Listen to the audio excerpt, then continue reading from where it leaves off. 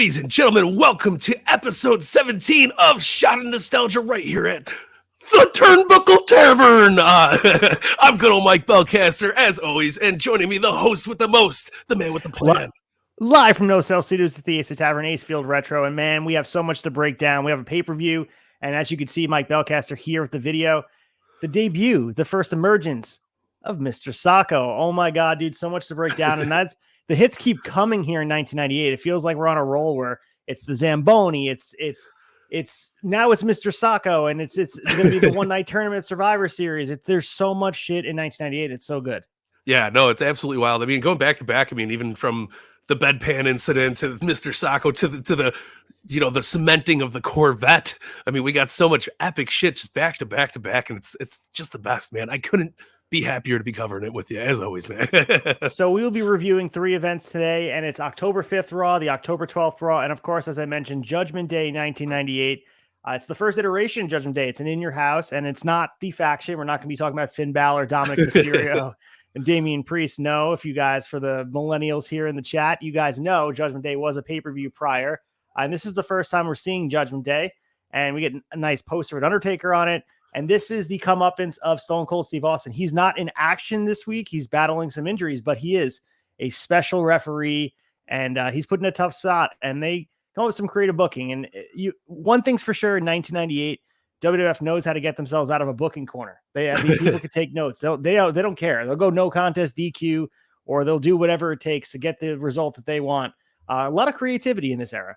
Yeah, no, listen, it's been a blast to see how things go. And like we said, we were expecting more in-ring like quality, but it doesn't matter. Like it's the least of the entertaining parts of this whole year of WWF, man. And just stringing along storylines together week after week and building into these big things. Like, I mean, last week Vince got his leg broken from the the steel steps, and now we're in the hospital with Vince while he's sipping on apple juice. Damn it.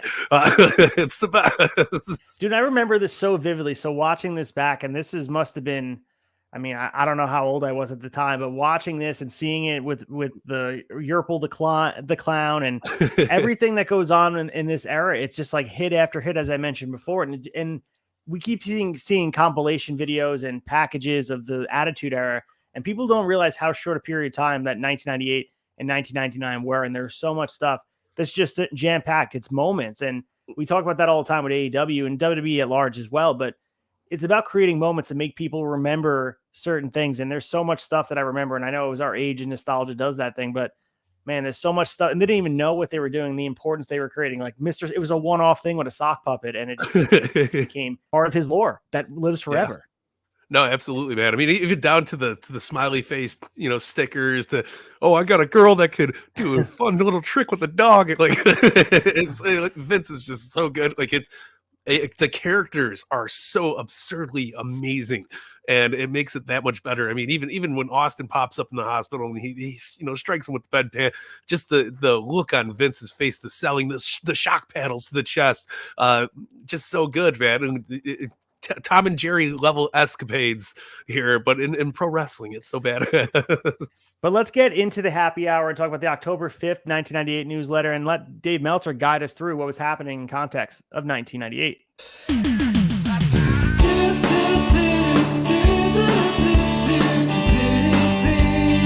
Happy hour.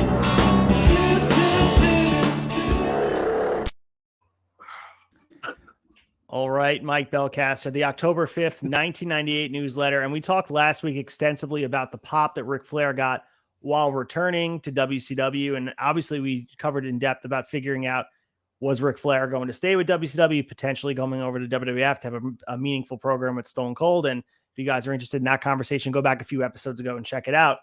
We're now breaking down the reason of his return to WCW in Greenville, South Carolina, exceeded expectations and the imagination. Meltzer says there was nothing ever in wrestling to compare it with.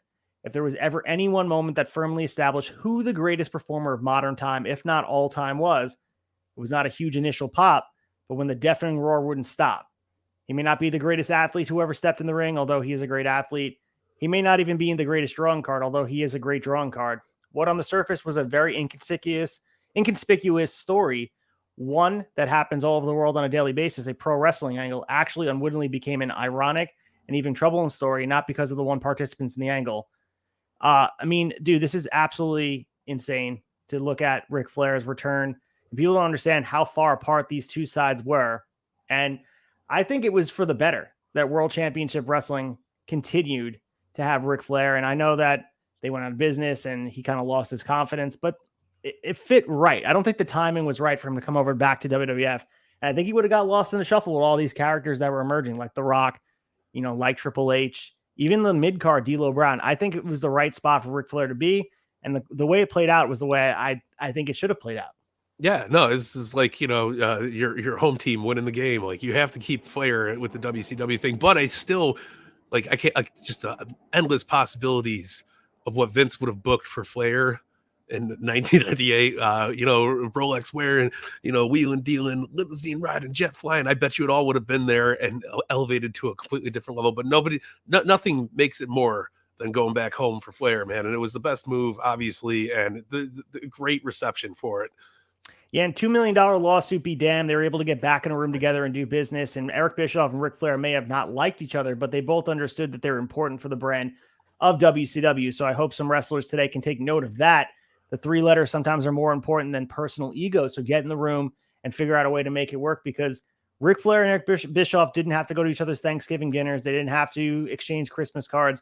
What they did know is that they were both equally important to doing business for WCW and keep them afloat in a time where they were trying their best to overcome WWF. It wasn't a foregone conclusion that WWF would put them out of business. In this time, they were still living off in 1997, but there were still thoughts that they would be there forever. There was no thought that they would go out of business 3 years later. That wasn't even a question. I mean, it seems crazy at this point. Even if you would have told someone in the past that they would have went out of business, they would have been shocked. Yeah, no, absolutely, man. And it just speaks to how quick things can change and how insane wrestling business is, man. So we have some situation going on with Jerry Lawler and Jim Carrey, and they're doing a filming of the movie of Man on the Moon. And there's been some talk about recreating the Andy Kaufman angle with Jerry Lawler, but this time with Jim Carrey. And it's kind of interesting as you go through this with some of the star power and blurring the lines of work and shoot. Do you remember Jim Carrey and Jerry Lawler kind of having this spat in the media in 1998? Yeah, a little bit. Listen, it was all publicity for the movie, obviously, but I don't know, the way Jim Carrey really put himself into Andy Kaufman's shoes for this role. I think this would have been a brilliant move on anybody who to take advantage of it for sure. He did a great job on the movie itself. I thought, having Lawler in it was super badass. But yeah, really, really intense to see how much Jim Carrey really fit the role, went really hard with the role. It would have been awesome, I think, to get them both on TV and have it worked out a little bit. Yeah, so it's a very meta thing as well. I mean, with Jim Carrey, apparently was grabbed in a headlock and then was taken to the hospital. Apparently it was unscripted, but no one really knows because they were keeping it close to the chest. The word was that Carrey suffered some sort of neck injury, came out of the hospital later that day wearing a neck brace, just as Andy Kaufman had for months after his angle with Jerry Lawler, and that he would never work with Lawler again, even though they're scheduled to do more filming in November, and that all of Lawler's scenes would be cut out of the movie, which Meltzer saying is not true, but people don't know what the truth is and what's not. And Meltzer says there's nothing wrong with a publicity stunt, and since Lawler's life has largely been living an act for the past 28 years and mastered dual reality angles in real life and wrestling before the term even existed, he's one of the masters at it. And Carrey is probably the biggest movie star in the world. No doubt both were able to pull off a very believable work. So we never really got this coming to our screens, and I don't think it ever happens, maybe because they wouldn't let Jim Carrey do it the same way Andy Kaufman did the same. Interesting. I mean, Jim Carrey, people don't, if you don't remember, Jim Carrey is still a pretty big star, but at the time he was the biggest movie star in the world. And this was a huge deal for recognition of the brand and having them involved. And, wrestling is always like this. And the working shoot angle where you blur the lines of reality, that's what you want. And I think Jerry Lawler was one of the best at it. No, absolutely. And listen, Jim Carrey is one of the best at it too. I mean, he really did great doing that Kaufman bit, but I mean, you got to think like Jim Carrey's career is much like 1998 WWF. It was movie after movie after movie. I mean, Ace Ventura, Mask, all that. I mean, Man on the Moon, it all came out in the span of like 2-3 years. It was insane, man. But yeah, I think Jim Carrey would have been awesome. He fit right in on wrestling, like absolutely, especially during this Andy Kaufman era. So the news was covered not only huge in LA that night, but as fairly major news story nationally the next day. Meltzer said it was a message on my answering machine from a sports writer on 923 who said he had all the coverage, that he was embarrassed and appalled by pro wrestling and be associated with it. And you can go through, this is just a week removed from, or 2 weeks removed from Steve Austin and Regis Philbin doing the exact same thing, where Regis Philbin gets upset saying that Steve Austin broke his jaw. And again, this is good because it's not good, but it's good for everybody involved that wants recognition. And we talk about this all the time, and whether it's celebrities getting in the ring or and there being a payoff in that way, or sometimes it's good to just have the mindset of someone who's familiar with this person's work will bring their eyes to pro wrestling, and maybe it grabs them. Maybe it doesn't, but maybe it does. Yeah, no, absolutely.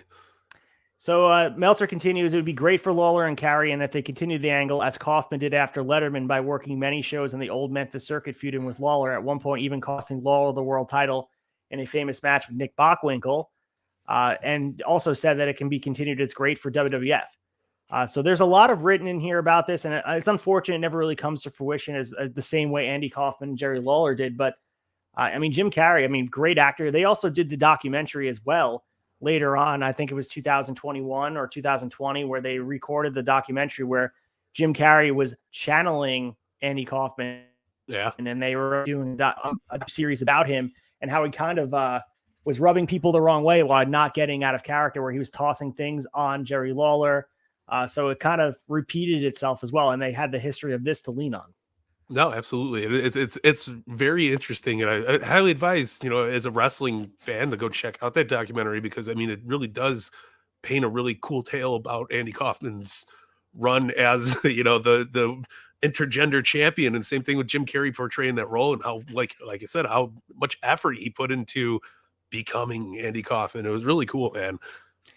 Yeah, so there's a lot of coverage to this if you guys want to check it out. But the main thing is getting the news to bite. And I'm not sure if that's easy today. I mean, sometimes I think they could do things and, maybe we're going to be worked again in some capacity. But this is what you want. It brings wrestling to the forefront of the media, and that's how you get people to recognize it. And I know wrestling is an accepted form of entertainment now that we've spoken about. And here, obviously, WWE is it's like the circus coming to town. It's okay. It's not something that's blackballed or people don't want their kids watching. But at this time, getting as much eyes on the product was important, because it's no longer a sideshow that people are ignoring. It's becoming a valued piece of entertainment that networks are recognizing and people are recognizing. And celebrities are also seeing the value of, like, maybe if I get involved in this. We saw Jay Leno, we saw Dennis Rodman, we saw Karl Malone, we've seen Regis Philbin, who also is a fan, but also Jim Carrey sees some value in it too, which speaks volumes to where wrestling was going. No, absolutely. And it speaks volumes where, I mean, these guys were planting seeds towards the big celebrity arising, from hosting Monday Night Raws to being in WrestleMania matches and just being in the crowd and, really taking advantage of just being in the building. It worked out so well. I mean, we've come from Regis and Jay Leno to Jon Stewart, ruining the main event of WrestleMania. It's fucking awesome, man. It just goes to show how big wrestling is on a grand stage, man. So Meltzer talks about WWF Breakdown as we covered last week. He said the big news to most coming out of the pay-per-view in Hamilton, Ontario, was that Vince McMahon, having obviously just seen the movie, did the getaway car routine that the movie didn't capture, as he was stealing the WWF title from Steve Austin after a creative but flat live finish to the triple threat main event. But he says there's three very important themes to the show before the largest crowd ever to witness an event at the Cops Coliseum of a sellout, 17,405. And which made $322,099 Canadian, and another $138,894 Canadian in merchandise. The 4-hour show format for a pay-per-view, with the pay-per-view show preceded by a live Sunday Night Heat, drained the crowd. So I have a question for you, and this is the first time we're kind of seeing this fatigue for the audience, and it's kind of commonplace now. I talk about it all the time on Ring of Honor with the tapings and Rampage and Dynamite, but we also see these pay-per-views that approach 6 hours. Sometimes we saw WrestleMania when it was still one night, was ending at almost 2 a.m. for a bit before they moved to 2 nights. It's crazy. There was an intolerance from fans of the amount of that they were seeing here. And I understand WWF has to film the product at some point. Sunday Night Heat, Superstars, Live Wire have to be taped on these live shows, which can wear them down. But what are your thoughts about this as far as what's the sweet spot for when you're going to a live show? How long is too long? Yeah, no, for sure. I mean, we've been to pay-per-views. I mean, all outs lasted 7 hours, 6 hours, something Right. like that. But depending on what time you get there and how invested in the show you are. But I get it. I absolutely understand the longevity of the fans. They can't sit through 6 hours unless it's back to back to back to back, banger after banger after banger, which was really hard to do, especially in these days. I think the sweet spot's at 3 hours. Like you get Heat, you get the 2 Raws, something like that, or you do live, whatever, Velocity and Raw, and you keep that flow going. But pay-per-views, man, you gotta get in the hustle. The 4 or 5 hours. I mean, it's a long time to sit there as a fan. Yeah, he continues to talk about a little bit of the other things going on the show, but he said another theme, which is not a problem, but more of an observation, is that in 96, while the WWF was in a sense asleep at the wheel, WCW scoured the world and signed up much of the best young talent out there. Now, in hindsight, they wasted them, and now is the time they desperately would have needed fresh, awesome workers like La Parka to become this generation's Dusty Rhodes. But with the work rate, but instead it will never happen. Over the last year, it has been the WWF scouring the independent scene, aggressively signing up guys for these developmental contracts. And this pay-per-view is more of a theme of trying to establish guys that we've seen in these training camps. Edge, Gangrel, Bradshaw, Droz, Val Venus, D'Lo Brown. And it's interesting too. We saw the new generation fall flat, and there's been some of this like renaissance of love for 95, 96 WWF and a different mindset.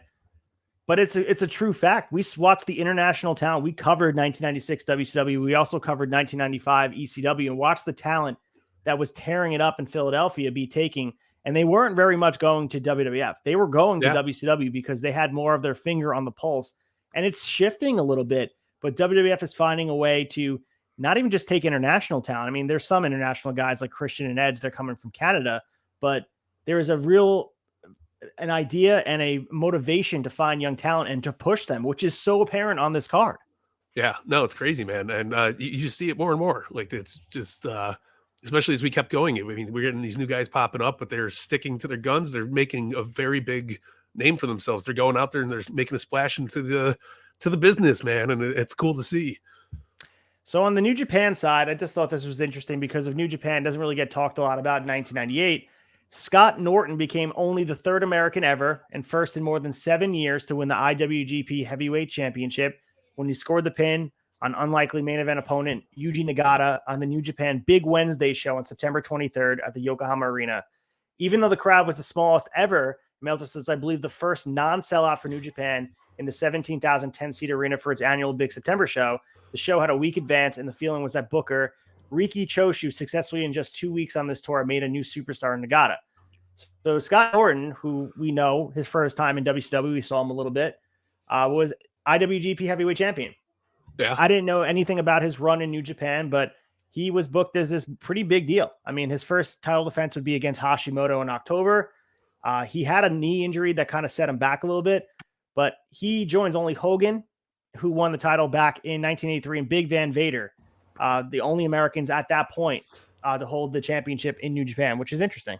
Yeah, very crazy that the only one that became super successful out of that group is Hogan. Like, I mean, Vader, big badass. I mean, we're seeing him here at his weakest in 1998, but it's insane. But Scott Norton, I always loved Scott Norton's presence. I always thought he was a big bad dude, but he's one of those guys that got stuck into the NWO and and it just kind of faded out into existence after that.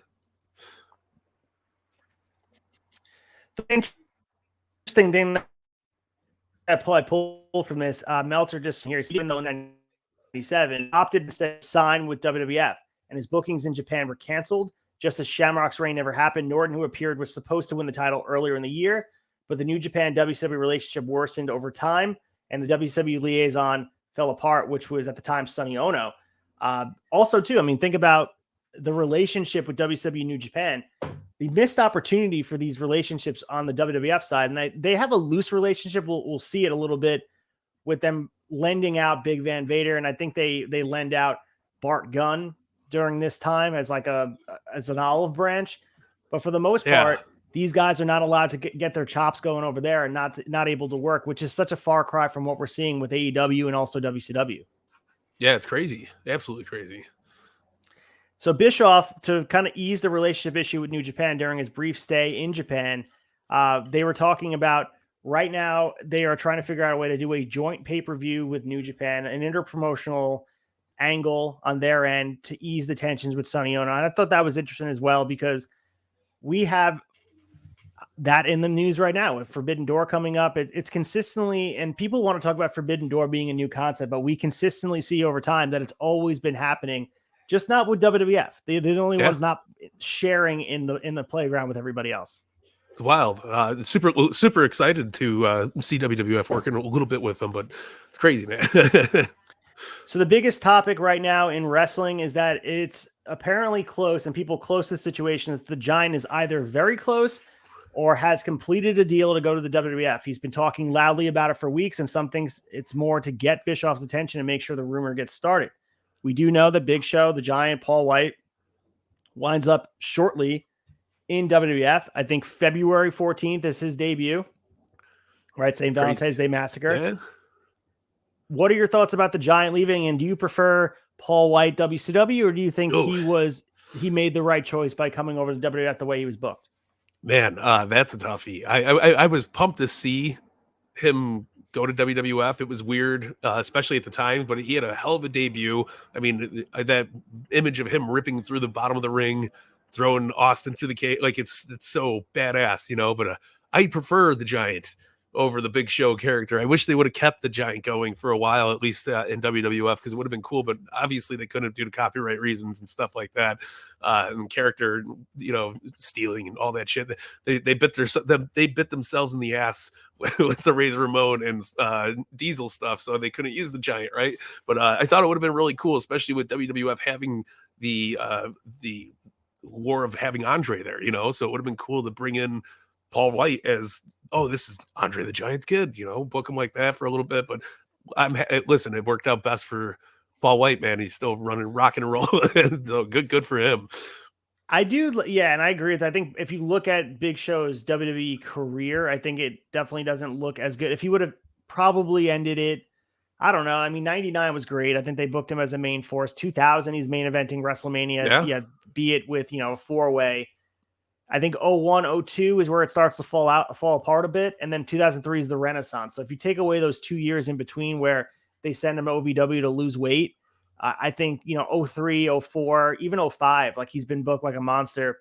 I think it was the right choice. I think they did a good job. And I think people remember Big Show fondly, but in a similar way, I think there was a lot of the heel face thing. People remember him for that. But I look back at that run early 2000s, 2003, 04 as the best Big Show, where he's the champion on SmackDown teaming with. But yeah, I agree with you. Watching 96 WCW was that young enigma, really, there's no other word for it, mid-20s guy who's just out there doing things a guy his size shouldn't do. It's crazy. I mean, smoking cigarettes coming down to the ring. It's hard to say, like, did he accomplish everything he could have accomplished because of the skill set he had, and that remains to be seen. But I don't know. I think if he came up today, I think he would be almost even better. I think because I think he would work different styles, and maybe he wouldn't be forced not to do the things because it wasn't accepted. I remember reading something about him doing a moonsault, and Hogan said, if you do a moonsault again, I'll never work with you again. And that's just the mindset wrestling has, where a guy his size shouldn't be doing it. And maybe he was at his detriment, because for his size to be able to do that stuff, I think there's an attraction with that. No, 100%. That's as silly as it sounds. His WWECW run was one of my favorite things, because he got to get out of the little shell that he was stuck in this thing, and we got to see him hardcore. We got to see him do some crazy shit. I loved it, man, because it made him look like a legit badass, and it took him in a completely different direction. And I love when people do that. I mean, it's good to reinvent yourself sometimes, and that was, he was good at doing that. So moving over to the October 12th, 1998 newsletter, Kurt Angle leads the way here. He signed in August with the WWF. We also had him capturing gold in freestyle at weight 220 in the 1996 games. That's his gold medal that they always talk about. He's attempting to make a pro wrestling a full-time career. Meltzer then talks about historically guys from his background, from coming from amateur wrestling into sports entertainment. He says historically the most successful of those was Henry Deglaine, who captured a gold medal in 1924 representing France and later migrated to Montreal, where he became a headliner and captured a version of the world heavyweight title in the famed 1931 Battle of the Bite match. Beating Strangler Lewis via DQ in Montreal, one of pro wrestling's most famous double cross finishes in history. He goes through this as well about other people that did catch wrestling and guys like Robin Reed, Russell Viss, Pete Menninger, Kevin Jackson, Mark Schultz, Kenny Monday. Point being, Kurt Angle overcame a lot of that. And I think if you go to October 1999, by that time, he already proved all the doubters wrong. Probably the most natural person picking it up. And I understand amateur wrestling and pro wrestling have a lot of similarities and crossover, but for Kurt Angle to be able to do what he did, it's amazing. I mean, looking at the history of it, these are things you really don't talk about, but he gravitated to pro wrestling as an art so easily and became one of the best of all time, almost immediately. No, 100%. He was one of the guys that, even with the world of kayfabe slowly disappearing, he made pro wrestling legitimate. Like, he made it look legit. Like, he brought that intensity, no pun intended, that integrity and that intelligence to the ring. And it was amazing how quick he was able to pick it up and how great he was at it. I mean, where would we be in a world of pro wrestling without Kurt Angle? It's insane to think about. Yeah, so good. And I'm sure we're going to see Kurt Angle pop up more in the newsletter, but we also have more football. And knowing the powerhouse that the NFL became, it's always interesting to see the numbers that Raw and Nitro were doing against Monday Night Football. And Meltzer says both Raw and Nitro have garnered more mainstream publicity stemming from how the Monday Night Wrestling ratings of War has affected the ratings on Monday Night Football. Meltzer says, while not noted in many circles, the September 28th Monday Night Football game drew an 11.1 rating for the Detroit Lions versus the Buccaneers game, which is the second lowest in the 29-year history of the show. While the two pro wrestling stars certainly were a factor, and even a bigger factor was the baseball game on ESPN, people are concerned about where the audience is going for football. And I understand football right now it's not the same. 1998 NFL is not the same as 2023 NFL. Yeah. We all know that. Same thing while UFC in 1998 is not the same as UFC today. But still, the head-to-head ratings were they're monsters. It's millions upon millions of people, sometimes 7 to 8 million people watching pro wrestling on any given night combined with Nitro and Raw. It's just absolutely insane comparing them to live sports. And I think this is when networks started to really pop their heads up and take attention to them. Yeah, it's crazy, man. I think football was, being chased away by pro wrestling a little bit is an insane thought. It's wild, but I mean, everything seems like it's in a far better and different place nowadays compared to what it was in 98. So, I mean, the growth is undeniable all across the board. The other thing is there was an LA Times article on 10/5 saying that the NFL ratings are down and more teenage boys watch pro wrestling than football. The article also said that they are selling NWO replica shirts at the New York Jets home games, also the Jacksonville Jaguar home games. And the Hollywood Reporter got more specific with the same story, giving specifically numbers of those watching Raw versus the NFL, where comparing the NFL of boys aged 12 to 17 was getting 503,000, while on the other side on Raw was 683,000 watching Raw. And again, this is Nielsen ratings, archaic way of assessing it. But I mean, there's something to be said. I wasn't watching football in 1998. I was watching pro wrestling. And I think a lot of the kids, they were drawn to it. And also, I mean, selling Jet World Order and Jacksonville Jaguar World Order, it's amazing to see the connection. And it's the same thing today. We see a lot of wrestling crossover in sports, but of course, yeah, this was like the first of it. No, and it's awesome to see, man, because that was what made wrestling go mainstream, was kind of including it into the other sports worlds and them taking their own piece of the cake and trying to make it their own. And I mean, now we see everybody getting replica titles every time you win the Super Bowl, or it's insane how big wrestling was towards football, towards all other sports. I mean, MLB, the list goes on and on. It's insane. So apparently there was a off-chance meeting between Vince McMahon and Kevin Nash, and Meltzer says a lot more has been made about the Vince McMahon-Kevin Nash meeting than there really is, although I guess it makes for great speculation. According to different people who were there, Kevin Nash was coming off a plane and bumped into Shane, who mentioned to him that his dad was at another gate. Kevin and Nash, of course, out of respect, went to the gate. They talked, and basically Nash said to Vince, to save me a spot, for 29 months from now when his contract runs out.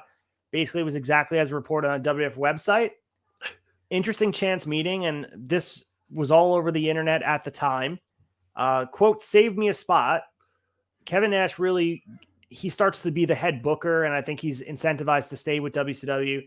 He eventually gets back, but it's not until 2002 when WCW closes its doors. It seems like the relationship was always good with Vince and Kevin Nash, and probably just a very amiable conversation that kind of got blown out of proportion.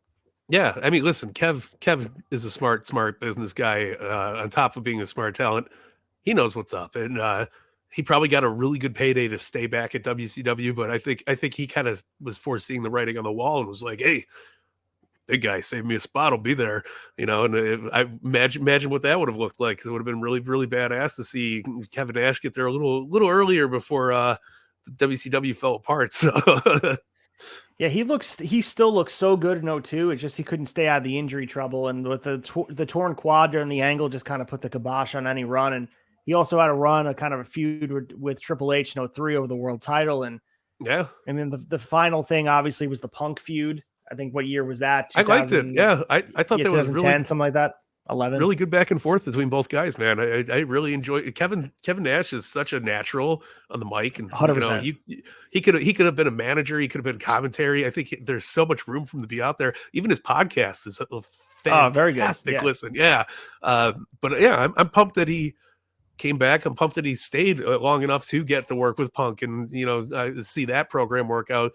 Jet black hair, Kevin Nash, maybe not so much. He could have left it, in the gray zone, but it's all good, man. He pulls off the Silver Fox look so well, even when he was coming back. Of course, Vince probably wanted him to die. I think that's the conversation that him and Vince had, if I remember reading that correctly. Vince hated the gray hair and didn't want him to do it, and which I think it looks good. I honestly think he pulled it off really well, and I think the thing is, Kevin Nash is a good-looking guy. He's always in shape, and those extra runs I feel like were cherry on top of the sundae because his legacy was already set after that first run. 100%. So getting him back was extra, and I loved it. I think going back now, especially looking back at 2003 where he's around, and think about the people that are in the 03 Raw roster. You got Chris Jericho, Goldberg, Kevin Nash, Triple H, Booker T, guys that you never would have thought about being a part of the roster. It was kind of a little bit of a utopia kind of roster that you would put together in and your fig fed, but it happened in real time, which 2003 is an underrated year for professional wrestling on the WWF side, or WWE, I should say. Yeah, no, 100%, man. So we have Ray Traylor, aka the Big Boss Man, has signed and should debut about a month as the Big Boss Man once again, probably as a heel enforcer for McMahon. Ray Traylor's 36, is said to be down to 290 pounds. Meltzer notes that he wrestled most of his career at between 340 and 390. Right now, he's recuperating from a back surgery, which as recently as 2 months ago, he was fearing would be career ending, but he received a clean bill of health from his doctor to return to the ring. And the jury is out as far as him being able to work at this size when he's older. And there are plenty of guys with a lot of great years in the ring that are quite a bit older, as Meltzer says. Big Boss Man's an essential piece of this corporation. Yeah. He comes in like a white hot heel, and they protect him more than they protect a lot of guys, even around Stone Cold. And we'll talk about it next week when he debuts. Big Boss Man is a very, very big piece to this, and he looks amazing compared to it's like two different people. He, like 100%. You said, down from 390 to 2. That's 100 pounds. He lost, a significant amount of weight and looked fantastic. And he has the Shield look. It looks, he looks awesome with the nightstick. He looks great. Yeah, no, there's not too many times when repackaging somebody from the older era and bringing them in works, but this works so damn well. And Big Boss Man was I'm absolutely one of the most terrifying dudes, one of my favorites. I loved him in the corporation look. I loved him when he was rocking the blue. It was crazy. And yeah, I'm here for it, dude. Fucking God love Big Boss Man. So finishing up here in the newsletter, Triple H is staying 6 days a week in Birmingham after his arthroscopic knee surgery, working on rehab. The surgery procedure he went was somewhat experimental, and there's a decent chance he may need full-blown reconstructive knee surgery if this doesn't rehab well, in which case he'd be out of action probably until next spring. Doctors are hopeful this rehab goes well and he'll be back for Survivor Series, but that's just a fingers crossed target date. So we're going to see in these episodes of Raw, the IC title is vacated. They're going to do a short tournament for it really quick. They're going to put the title on someone else pretty quickly. They waste no time. probably because they have the Survivor Series tournament. That's one night. They didn't want to have it muddied up. And we saw at AEW just last year with all the tournaments for the AEW title. And then you had the Owen Hart tournament. Too many titles. Too many tournaments, I should say. So they were probably like, let's get the IC title on someone that deserves it, just so it can continue to be a workman's title and get Triple H back in the ring as soon as possible, because he had a lot of momentum before he got hurt. Hell yeah, he did. It's crazy. All right. Well, that being said, let's get our fix and talk about the October 5th, 1998 Raw from East Lansing, Michigan, from the Breslin Arena. Let's get our fix. Get your fix.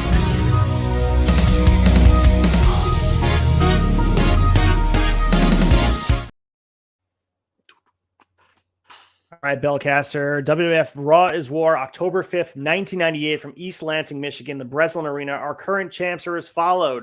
The WWF Championship is vacant, 9/28/1998. The IC champion still Triple H just for now. He won it back on 8/30/1998 at Highway to Hell SummerSlam. Our tag champs, the New Age Outlaws, they also won it at SummerSlam. Our European champion, X-Pac for now, 9/21/1998. Our light heavyweight champion, Taka Michinoku, he won it back on 12/7/1997. He has a defense coming up soon. And the women's champion is Jacqueline. They just awarded that title in a one match with her and Sable. She's finally going to have a belt soon. We're going to see it. They decided to crown a champion with no division and no belt. So here we are. Let's go women's Crazier wrestling. things have happened in pro wrestling, right? Especially on Monday Night Raw. Man, so we have an open to Raw here, and it's just absolutely chaotic from the jump. And Austin's raising hell. Stone Cold's here. He's going to crash McMahon's party. The cops are immediately cuffing Austin. Man, since Undertaker and Kane didn't live up to the end of their deal, Vince won't live up to his. And they show the highlight of Vince getting his ankle broken again. What an awesome open into Raw, leaving us where we just left off, showing Vince get his ankle broken, and just like the energy level, even though it's showing a replay of Austin raising hell, it's still palpable. And I sit there and watch, even though we just watched the Raw last week, I still watch the video package of it happen again, and it was so well done and strung together. Yeah, no, this WWF has always been so spot. This time period, though, especially those video packets leading through episodic content like that. When you open up a show, say you missed the last week's thing, you're all caught up now. You're ready to roll. But if like you said, we've watched this probably a million times between both of us, and we're still watching these things. And when we rewatch it, it's awesome. So we open up for a European Championship match. We have Jim Ross and Jerry Lawler on the call. It's D'Lo Brown taking on X-Pac. He has a shot at the title. X-Pac has China in his corner. D'Lo Brown has Mark Henry. We saw D'Lo last week win a 5-way elimination match to earn the rematch with X-Pac. China is keeping her close eye on Mark Henry. There's something brewing between the two of them. We do know it eventually becomes sexual chocolate, where China becomes enamored with him. There is like paper being distributed. We saw last week that he had given her an envelope, and China crumpled up the paper. Then she does the same thing here. Mark Henry is laughing about everything going on, that he's flirting with her, thinking he's getting under her skin or making her interested in him. Who knows? But we have a pretty quick match here. They go back and forth, and I love the chemistry and the ability to work together between D'Lo and X-Pac and be versatile. The story obviously was outside the ring with China and Henry, but a lot of the action was going on in the ring, and we saw kind of things change after D'Lo faked an injury. The referee was looking at D'Lo, and that let Mark Henry get involved. Obviously, when that failed, X-Pac tried to take Henry out with the Pescado kick, and he got caught, driven to the ring post, and that was it, dude. He hit the world's strongest slam, and then right up the top rope came the sky high, or the lowdown, I should say, on the back with the chest protector, and that was it. China was pissed at ringside. We have a title change this quick into Raw. 5 minutes and 17 seconds. D'Lo gets the European title back. Ask yourself, why would they even put it on X-Pac in the first place? Maybe just for shock value, but I was surprised to see him get regain the European title this quickly. Yeah, listen, I was happy about them. Not only this is the appropriate way how you hot shot titles. You know, you play hot potato with them. Why not? But you put it on people that are in a feud together. You know, make it work out like that. This was great. I loved this whole segment here. I was so happy to see D'Lo get the title back. So happy, you know, he's fucking running around like, ah! It worked out really good, man. I think X-Pac deserved it too. I think it was really good to go back and forth with it. Love the match. Thought it was fun. Love the outside antics with Henry and China. Is fucking great stuff, man. Yeah, again, I love D'Lo and X-Pac together. They're an underrated combination during this era where people, if you think about the Attitude Era, a lot of people don't give credit to the mid-card, but I think these two are the king of the mid-card. You also add Val Venus to that mix. They do such a good job. And even when they're giving 5 minutes and 17 seconds and all the goofy stuff happening on the outside, they maximize the opportunity and they take advantage of it. I could watch these guys wrestle all day. D'Lo Brown, shout out to that guy. He was at Wrestling Open in Worcester just this past Thursday signing autographs. Not sure if he got in the ring, but love D'Lo Brown, dude. If you're out there, brother, like we would love to have you on the show. Would love to interview you. I sent an email out to his PR team, but D'Lo Brown, you have two of the biggest fans of yours sitting right here. Damn right, man. My chest protector's on all day long. Go to a vignette in the first of many. Vince is in the hospital. He's yelling at the nurses saying he wants apple juice, and that's just a small snippet of what's to come the rest of the night. This is a great example of Raw where they expand just past in the ring, and then they do it every week here, but think about all the places that this stuff takes place. We got the backstage area, we got in the ring, we got the hospital, just those three places alone. We got outside the arena with a lot of things going on. This whole dynamic of the universe of, for lack of a better word, of wrestling and WWE or WWF at the time, their landscape, it's not just in the ring action. It feels like an immersive environment that anything can happen. It's unpredictable. Anyone can walk in at any given time. Anyone can interact with each other, as we'll see at the end of one of these Raws where they're colliding into each other, and it's perfected chaos. No, absolutely. I even love like the opening package where it's like Vince is at a undisclosed location at a hospital. He's like, hopefully Stone Cold can't get his greasy hands on him, and it's like, well, of course, man. They actually said medical facility. I was kind of shocked because I didn't know, and I got to find. I mean, they had said hospital in the past, and they said medical facility tonight, and it was technically a medical facility. It wasn't a hospital. It was like it looked like a rehabilitation home or something where someone would rehab injuries. But he had the whole hospital set up. He had the IV in, he had the gown. It was a hospital by all intents and purposes. But maybe this is when they first got their little obsession with calling things medical facility. Yeah. Listen, I loved it, though. It was great. So from earlier today, we saw the Oddities and Insane Clown Posse playing touch football outside. So a quick segment. And then the Headbangers come out to challenge ICP. They cut a promo on them. ICP winds up coming out. They want to have a match, but the Headbangers just beat the shit out of them. So not really a match at all. They hit the stage dive on Violent J onto the chair. All I pulled away from this match, Belcaster, is just how far we've come as far as celebrities or non-wrestlers in wrestling and the bar of Bad Bunny compared to these guys in the ring who were training. They were fans, but they have no business being in the ring while you watch a guy like Bad Bunny tear it up. The Insane Clown Posse got no reaction.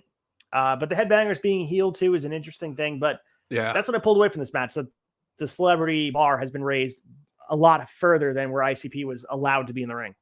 No, absolutely. I mean, ICP did eventually. I mean, they opened up. They have the gathering every year. They book wrestling. They wrestle as much as they possibly can. They were big fans of it, but yeah, this was not the best, especially when you compare it to a Bad Bunny or Logan Paul. It's like, these guys are just there. Like there was nothing fancy about it. Yeah, it's a different style too. Like to their credit, they are working with the Headbangers, who are not they're not Bret Hart and Owen Hart in the ring doing things. So it's it's just the style of wrestling. And man, the stage dive on the chair, that was and the chair shots to the head too. It's a different time, of course, but it does not age well as far as aesthetically and watching it. It's, I guess, entertaining in its own right if you are an ICP fan, but other than that, the novelty has worn off over these years. Yeah, no, absolutely. Unless you were sipping on Faygo and hanging out with the face paint on, getting ready to go to the fans are called what? Juggalos? It's a Juggalos, Juggalos and Juggalettes. I think they're all been an ICP fan myself. So this was as big of an ICP fan as I was when they were on WWF. Well, we check right back in with Vince McMahon. He's watching Raw. And then they go back to taking us back to Sunday Night Heat, where Austin forces the production team to show him which the satellite wire link is to Vince's hospital bed.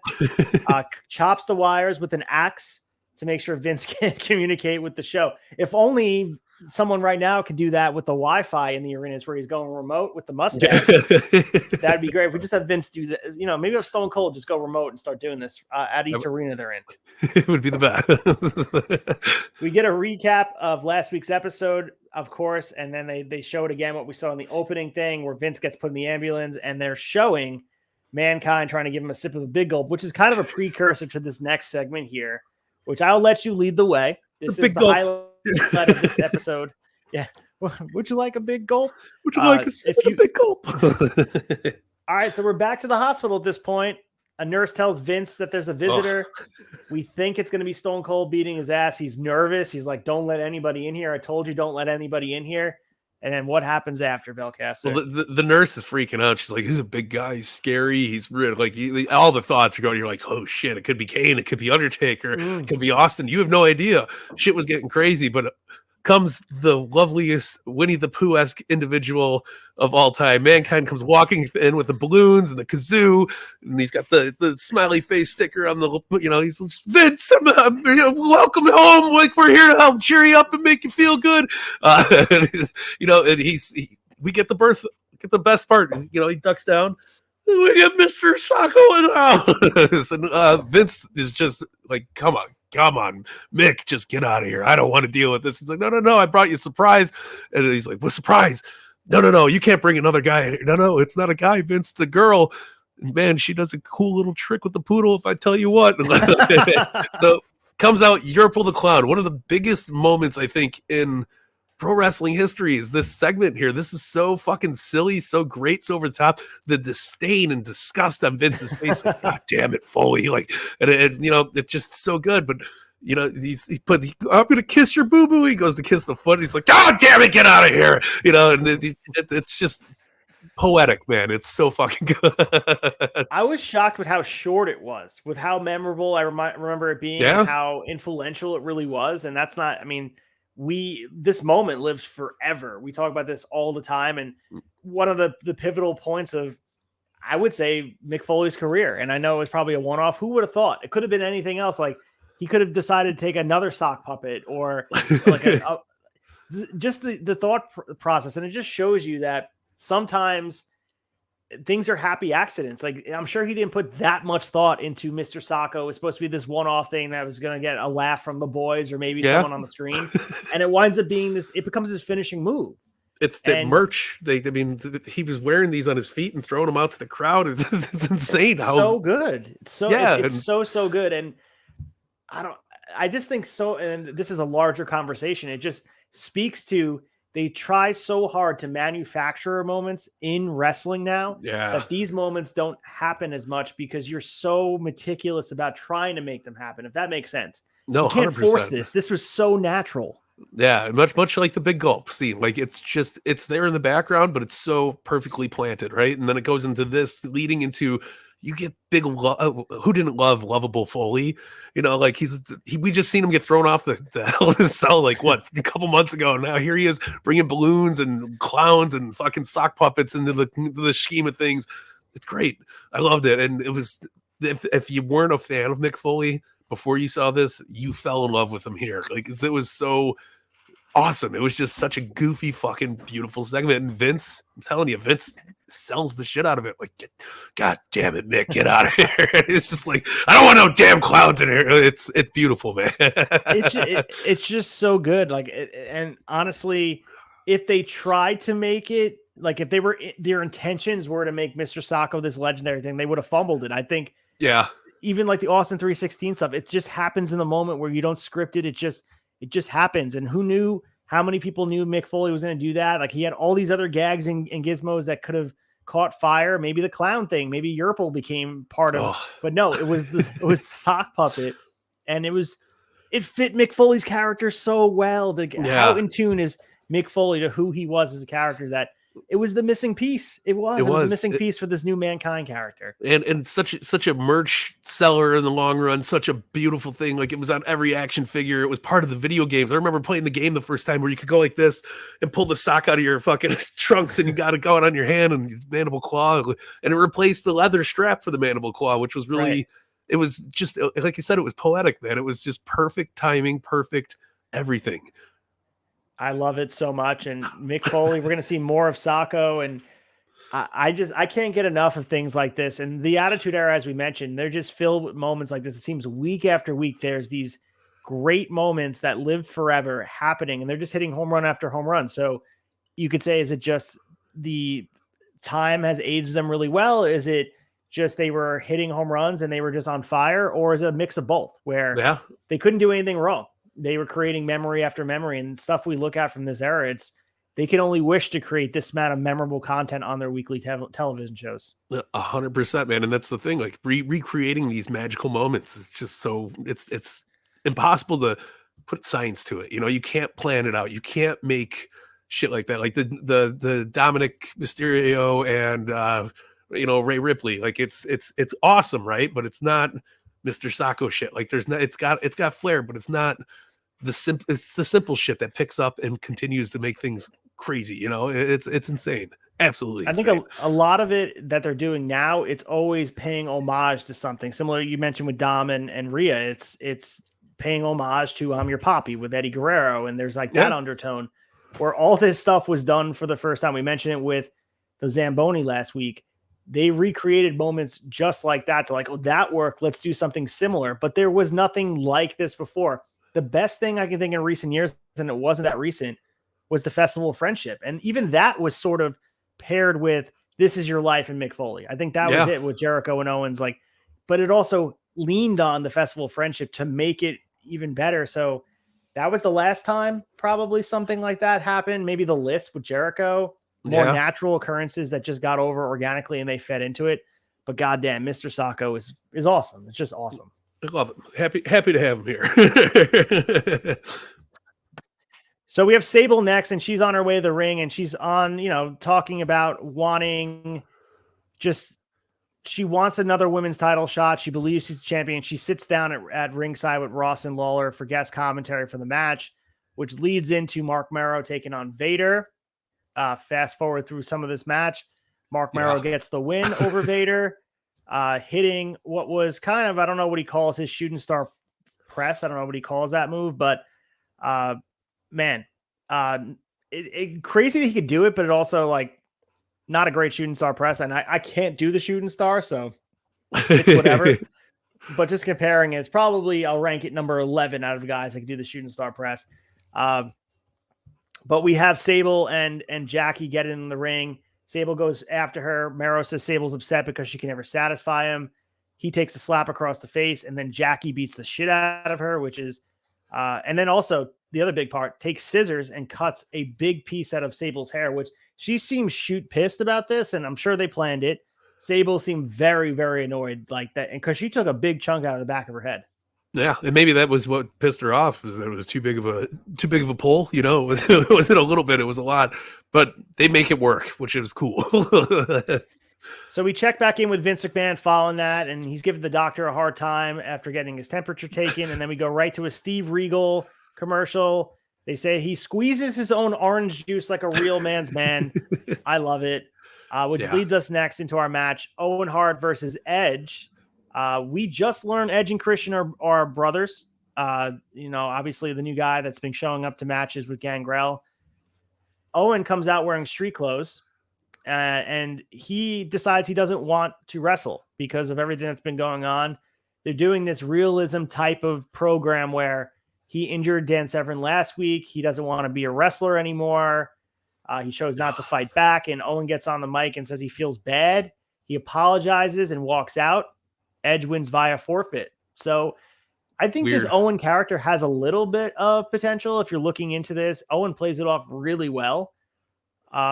But what are your thoughts on this Owen thing, especially it's this close to about a year away from what just happened with Austin? They're doing the same thing with Dan Severn. It's kind of off base a little bit for me. Yeah, it's weird. I guess, time moved on and they're okay with doing it, but I don't know. I feel like Owen kind of playing that card of like, I fucked up. I don't want to do this anymore. I quit. Like, this isn't my thing. I'm over it. Good. Owen's a great character. He could work so well on, in any circumstance, but I mean, true to Hart. I mean, as we heard from Martha Hart, during his at all the biographies throughout the years, like he was ready to kind of leave, and maybe that this was a really true to character, Owen Hart, you know what I mean? Maybe he was ready to wrap it up, and it was kind of that was his character coming out of it. So I liked it. Weird that they were doing it so close to Austin, yeah, but I mean it works. It's just it needs a little bit more gas, man. So Michael Cole follows him out, and he has his bags and heading for the door. Owen says he won't turn his back to Cole and continue the conversation, but he says, just as he's walking past, it's over. And he walks out the door and walks down towards his car. We go right into Warzone, which leads us into a Kane versus Ken Shamrock match. So we split the screen for this match with Mr. McMahon watching from his hospital bed. Really like this match. Go through the spots for us and tell us what you liked about it and some stuff that goes down with Taker after. But I mean, Ken Shamrock and Kane have a really good dynamic. Very good chemistry together, which I was very, very pleased to watch, man. I mean, we got a lot of good stuff. Shamrock is just, so intense in the ring, and you put him out with a monster like Kane, it just works so damn well, right? Listen, if Kane's throwing everything back at Shamrock that Shamrock's thrown at him, Shamrock even tries to hit a Hurricane Rana. Kane's like, fuck that. He just throws him away. Like it's awesome, man. Great back and forth between these two.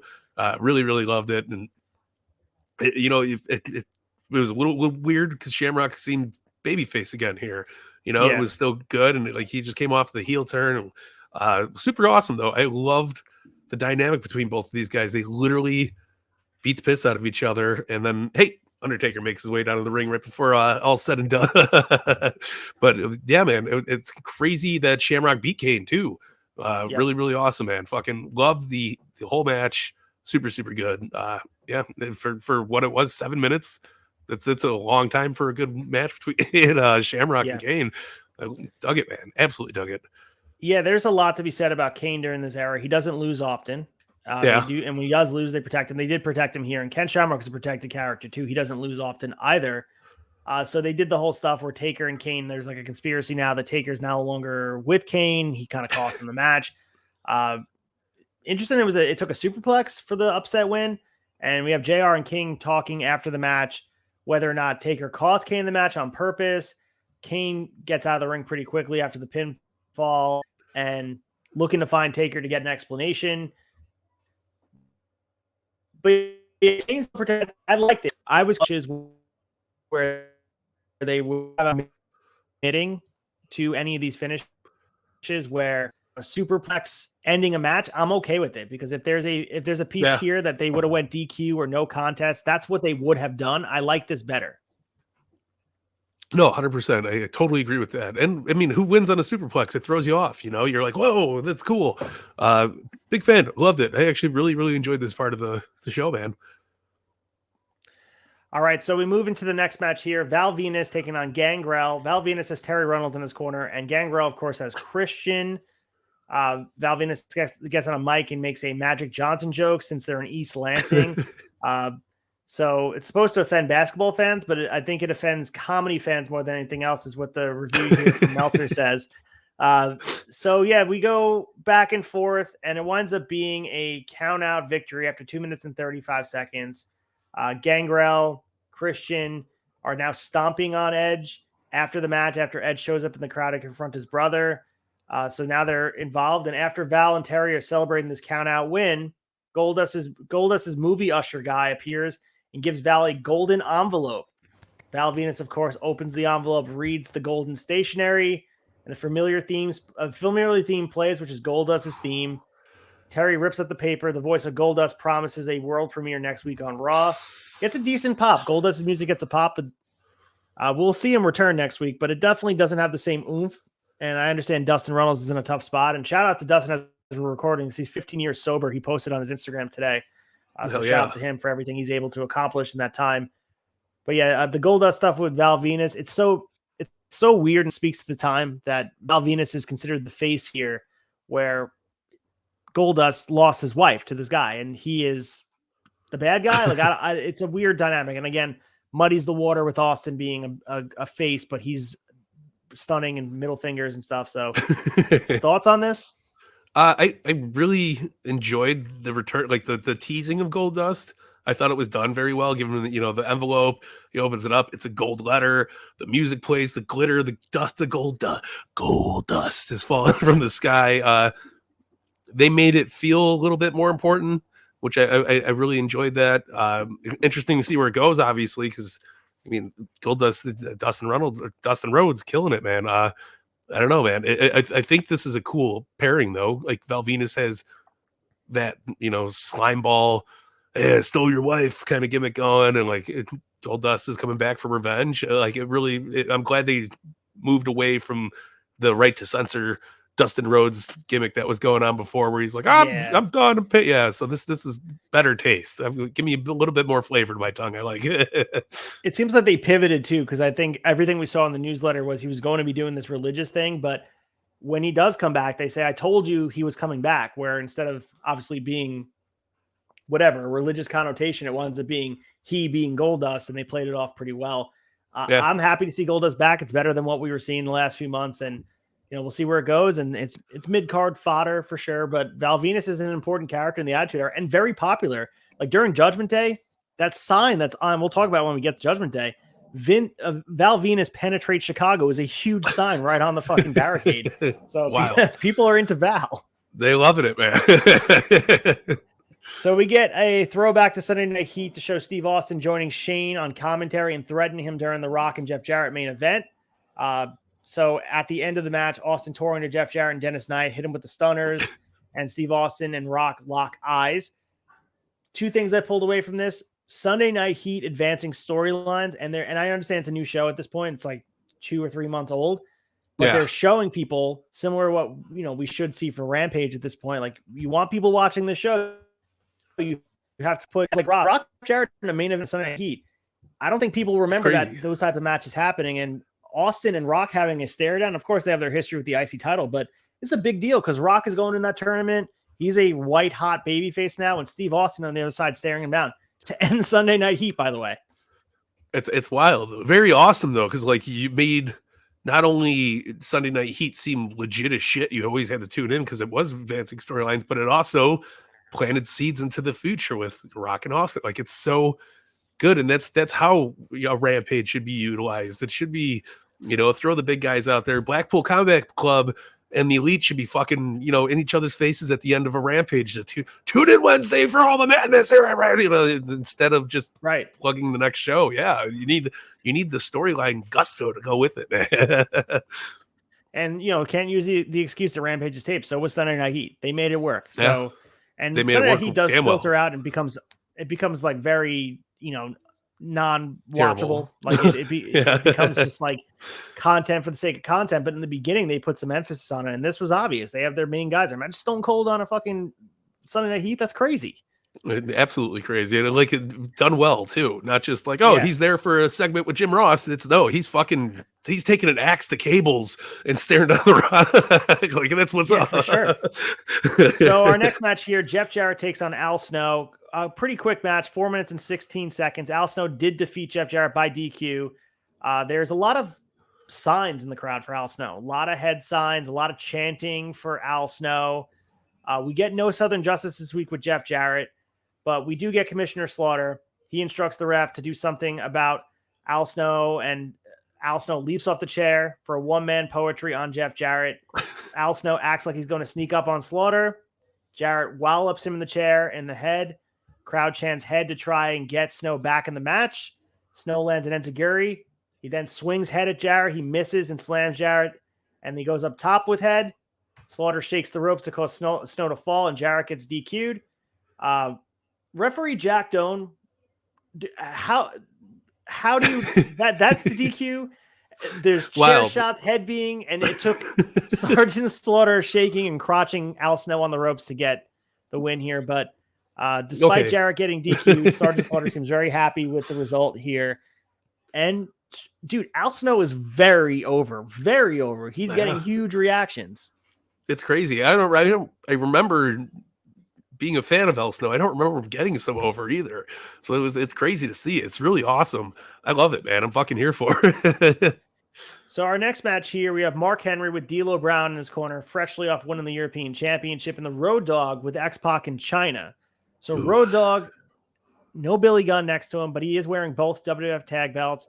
And he also has a blow-up doll named Mona, or Mr. Ass, to play the part of Billy Gunn, who is no longer, he's not there. And we're not sure why. We learn now from that paper that Mark Henry's suing China for sexual harassment, leading to JR making a comment just about the sight and scenes of the world. So making some commentary, which is interesting. JR was very hot about this. Match goes back and forth. Road Dogg eventually gets the win after X-Pac hits Mark Henry with the X Factor. Afterwards, Mark Henry's pissed. He chases DX away. Honestly, decent match. Road Dogg getting a win here. It's interesting the way things work out. Mark Henry is just kind of 2 weeks away from getting a win on pay-per-view against The Rock, but Road Dogg gets a win from Mark Henry here. Interesting how these, if you look at the logic of who can beat who, I don't know. I was very, very surprised Road Dogg got the win. Yeah, no, the dynamics were crazy, but it was cool. I think Road Dogg really handles himself well in the ring solo, especially in this, in his younger days here. This is good stuff. I really enjoyed it, but I loved like the bantering on commentary. Jim Ross being fucking so heated about you can't sue a woman. Damn it, what's wrong? It's just like it's awesome. I love it. Mark Henry and China going back and forth with each other. Still, it's so damn good. I love D'Lo Brown like waving the belt at X-Pac's face, like, like, fuck you, man. Like, it was good. It was really good bantering back and forth. Loved every bit of it. So we go back to the hospital. Vince McMahon is still asking for juice. He's pissed off still. He's watching Raw, and they're replaying the Zamboni incident and the aftermath, and Vince is having his blood pressure taken by the nurse. Looks like his blood pressure is normal. Tell us what happens from here, because if you didn't get enough of the chaos, we got more coming your way. Yeah, no, I do want to give a huge round of applause to the production team on this, because like the beeps and everything in the background of the hospital done so well. I mean, even when Foley gets there, like when they're checking his blood pressure here, he's like, it was the same 5 minutes ago, and you hear it go like they did a goddamn good job. But Vince is getting his blood pressure taken. And the doctor comes walking in. He's sitting back there. He's doing shit while the nurse is working on him. He turns around, he takes that face mask off, and by God, it's Stone Cold Steve Austin. What the hell is going on? But Austin just jumps. I mean, this is one of the best fucking things I've ever seen on television my entire lifetime. Austin just starts beating the piss out of Vince, going right after the leg. He's doing those stiff shots. It's so good.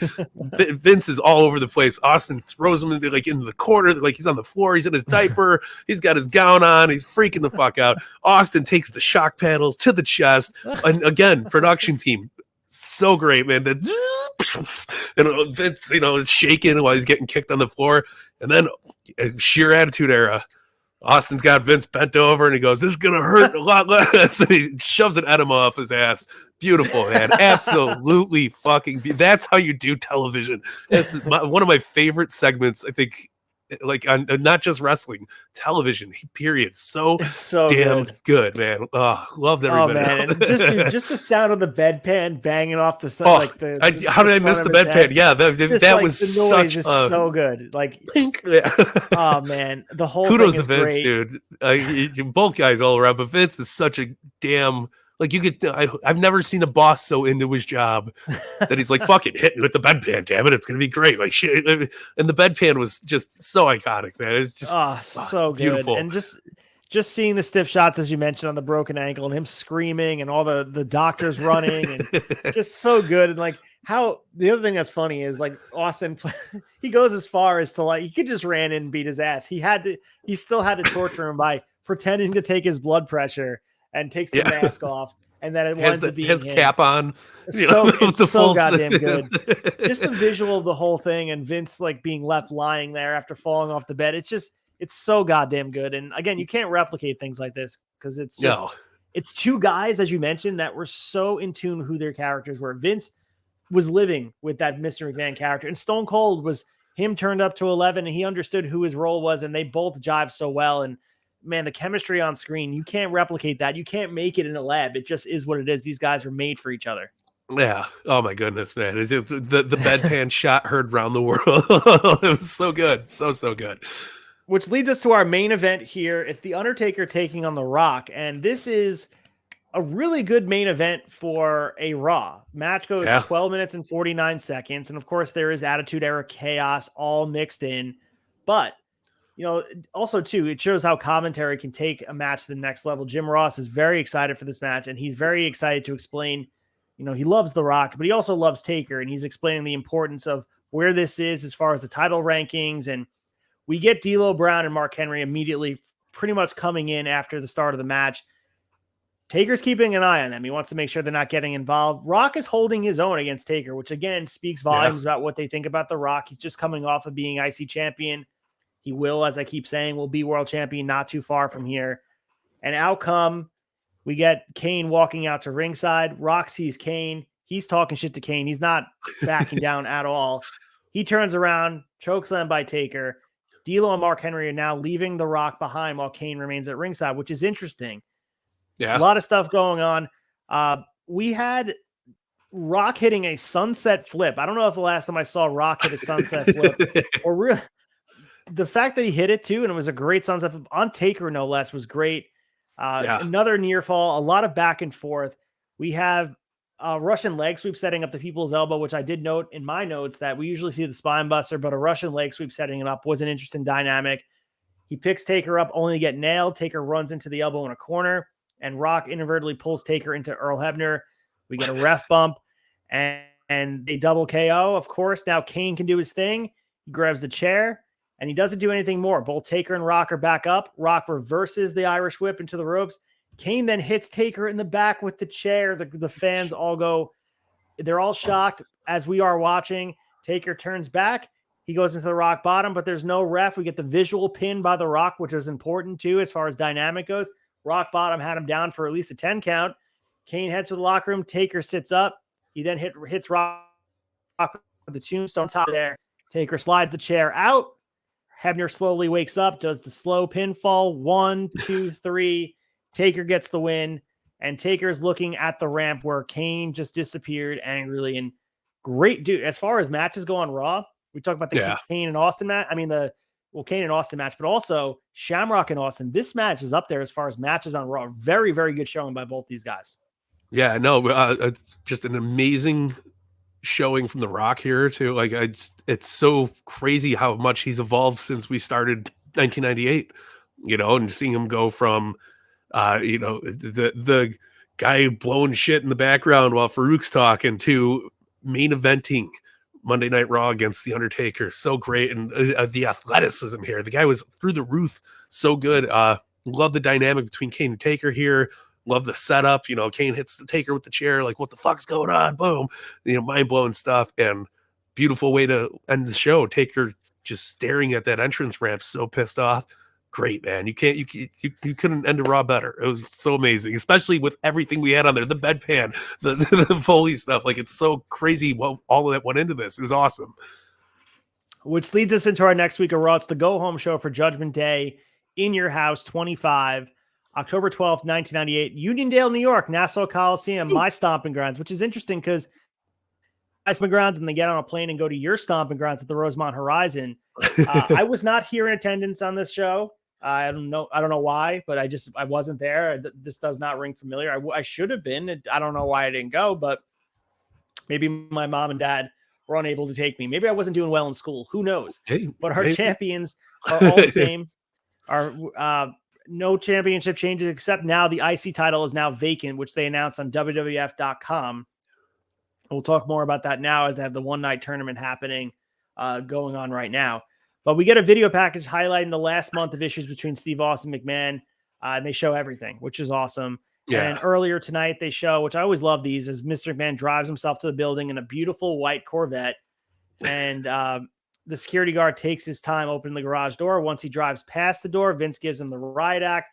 Slaughter, Patterson, Gerald Briscoe are there to meet Vince and help him out of the car. He's upset. He's injured. Mr. McMahon is venting about the guy at the garage door, and he wants the guy to keep the door open.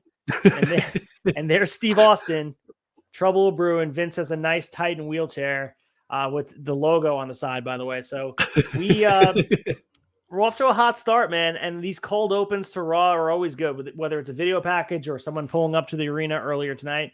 Very, very good. We got the main feud, man. It's Vince and Austin. It's driving everything here. Yeah, no, 100%. Awesome, awesome. I missed the way they would start these shows, and like Vince, the visual-esque of Vince coming into the garage with the Corvette with the wheelchair, so over dramatic, and like, like, damn it, it's raining out. I'm driving this fucking Corvette. Like, get me in here. It's so good. It's so good. So we open up Raw with a match here for the Tag Team Championship. It's the New Age Outlaws defending against LOD 2000. So it's Billy Gunn and Road Dogg, the defending champs, against Animal and Droz, Hawks in their corner. So the split that we have been previewing, we saw Billy Gunn didn't show up and Road Dogg was coming out with the doll. We thought Billy Gunn and Road Dogg were breaking up. That is not the case. It's a tease. Billy Gunn shows up and lets everybody know that he's had 2 weeks to think about his future with DX and nothing is changing. And if you're not down with that, we got 2 words for you. Hawk is not in this match right now. He lets Droz be his alternate since he's recovering from what they called on commentary pain pill abuse, which is interesting that they're tying it all into this. It's in bad taste, of course. Match is quick because it's a no contest after 2 minutes. We get DOA and Paul Ellering running down and attacking Hawk. Droz and Animal are joining the fray. The Headbangers appear to blast a boombox over Road Dogg's head. Brutal Ref shot, calls by the for way. Bell. Yeah, brutal. Dude, brutal. Fucking whips them wide open. So bad. The Headbangers meet the Outlaws on Sunday at Unforgiven in your house, and Jim Ross informs us that was not a JVC Kaboom box because those are unbreakable. So it's great advertising there, Jim Ross. So we got a couple things here. Obviously, Billy Gunn and Road Dogg, they're copacetic. Everything's cool now, but really emphasizing DOA, Headbangers, even LOD as being viable opponents for the New Age Outlaws. Maybe last-ditch effort to sort of reinvigorate this tag division because it needs a boost in the arm. It really does. Yeah, I mean, this was a great segment. I mean, the first time I've seen DOA on my screen and actually gave a shit. For sure. But, I mean, it was really hard watched in the beginning. Like, Jerry Lawler, like, let me smell your breath, man. He's like, you've been drinking? Like, it was very depressing watch. Yeah, like, it's not even laughable. Like, you're just like, God damn, dude. And the pain pill thing, little much, but the rest of it, good stuff. I love the boombox hit. Road Dogg looked great with a little bit of color coming down his face, and it just made DX look well, not the DX, but it made the Outlaws look strong as shit. And I love the way the segment ended. It was awesome. But Jim Ross, man. So just gives us the update from WWF.com on Friday that Triple H has been stripped of the IC title, which means we'll have a 1-night 8-man tournament tonight. So they waste no time. JR and King don't give us any clue about who's in the tournament, but very, very interesting. As I kind of like it because you find out he's stripped of the title, and then they're like, by the way, end it tonight. You'll know who the champion is. That's not done often enough. I think it was awesome. No, it was cool. Really, really good booking decision and way to fill a Raw up too. It just fucking fills up the whole show. You throw in all the fun stuff in between. It works out great. So we have the first opening match here for the WWF Intercontinental title tournament, and it's Ken Shamrock taking on Steve Blackman. Pretty damn quick. Ken Shamrock makes short work of Ken Shamrock. Shamrock pulls a leg bar on, and then an ankle lock, gets a quick tap out after 2 minutes and 30 seconds. Both men, though, are attacked by a mysterious masked figure in blue, which Jim Ross does make it clear that it is the Blue Blazer. So Shamrock is angered enough to slap on the ankle lock back on Steve Blackman until a bunch of refs come down. They do the whole act where Shamrock gets angry and he's snapped. But we see the Blue Blazer here, and this is the tease where Owen Hart disappears. He's angry, but Blue Blazer is there as well. Blue Blazer is this alternative sort of character for Owen Hart, and of course, it's always going to be shrouded in just awfulness with everything that went down while he was the character. But as far as the Blue Blazer coming to, and we have a figure for the Blue Blazer and all that. Yeah. I wonder if there was a piece creatively that Owen liked to be, I don't know, portraying this, because this was an interesting thing where he was doing much more on screen than he had been recently with the Nation. It's just like he has doing the split personality thing on screen, which has some potential, right? Absolutely. And you could tell he's more like charismatic, right? He's got a little bit of a fire under his ass when he's wearing the mask. Still very hard to watch. It's a Blue Blazer in the ring. It's to this day, it still was like, wow. Like it was insane, man. Very, very, very sentimental about it. And it was almost like, holy shit, like we're here. You know, Yeah. it's insane, absolutely insane. So we know Goldust is coming back, which the only reason I'm mentioning this is that they're showing some clips throughout the night of Goldust's highlights in his career. Loved it, yeah. Interesting, they showed him beating up Razor Ramon and Roddy Piper. Strategic, right? This had to be because they're both in WCW. Yeah, no, they didn't show any of his other stuff. Can you imagine they did that now, where like WWE would show like John Moxley getting beat up or something? Like, Yeah, I just Kevin can't Owens beating up Jericho. Like, yeah, like look at this pussy. Like, you fucking We beat up own the Chris footage. Jericho. But then Crazy again, though. Tony Khan could do the same thing at Ring of Honor. Like, look at Tyler Black getting his ass kicked. Which then I would be here for. It would probably be pretty good. But listen, I love the highlight clips. They're painting Goldust to be a big star here and showing his history and what he did, and you know how much he contributed to WWF. It was really cool, really insane. So our next match is a WWF Intercontinental title tournament first round match. It's Val Venus taking on Mark Marrow. Val Venus makes short work of Mark Marrow. The most notable thing, aside from the short match, is the new WWF Women's Championship belt, which is the belt which will remain until 2010 when it's unified with the Divas title. It lasts a long time, and I think it's a good belt. I think it actually. I like it. I think it looks nice. I have some fond memories later in life as far as that title belt, and like Lita and Trish taking on each other on that main event of Raw with that title 100%. and a lot of different memories. No, absolutely. It's a beautiful looking belt. Weird debut. Love that Jacqueline had Sable's hair wrapped in her ponytail. That was super cool. Wild shit, man. Good segment. Glad Val Venus went over instead of Marrow. Sign me up. It was good. Fisherman suplex is the finish here. So maybe just since they're shorter matches for the tournaments, these guys are getting finishes with different moves. Of course, Shamrock won with a ankle lock, but Fisherman suplex is not the typical move that Val Venus would win with, and maybe just wasn't the money his knees. So they were like, all right, let's just do Fisherman suplex.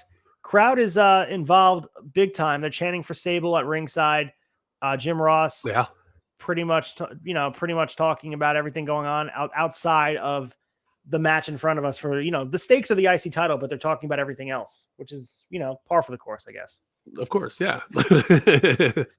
So the man who arrived to the arena, it's Paul Bearer, and he's carrying a briefcase, and it appears Vince is not happy that Paul Bearer is here. It's the first time we're seeing him in quite some time. And I'm sure he's got something to say about Kane and Taker and all that stuff. And Michael Cole tries to do a backstage interview with Sable, but she walks off and she drags Jacqueline by the hair into the crowd. Mark Marrow and a bunch of refs and Tony Garea are trying to break them up, which leads us into our next match here. It's another first round IC title matchup between Mark Henry and Mankind. So lead us through the match. Had me thinking about Mankind never winning a IC title, but kind of would have worked in this era. It totally would have worked. I love the spot here. I love the setup. It was really cool.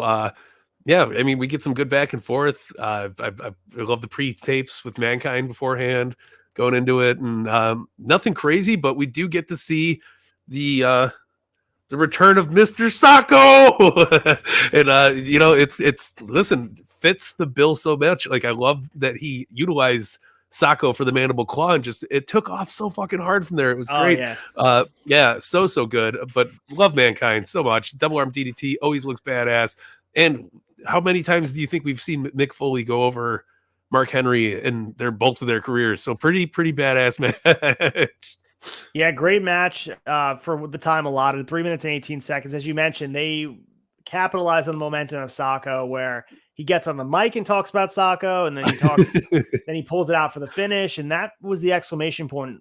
Obviously, he was going to get over either way, but the fact that he pulled it out this soon, just a week after in his finish, it became cemented in his legacy, and we saw the win here, and validates the mandible claw, which is already a great submission move.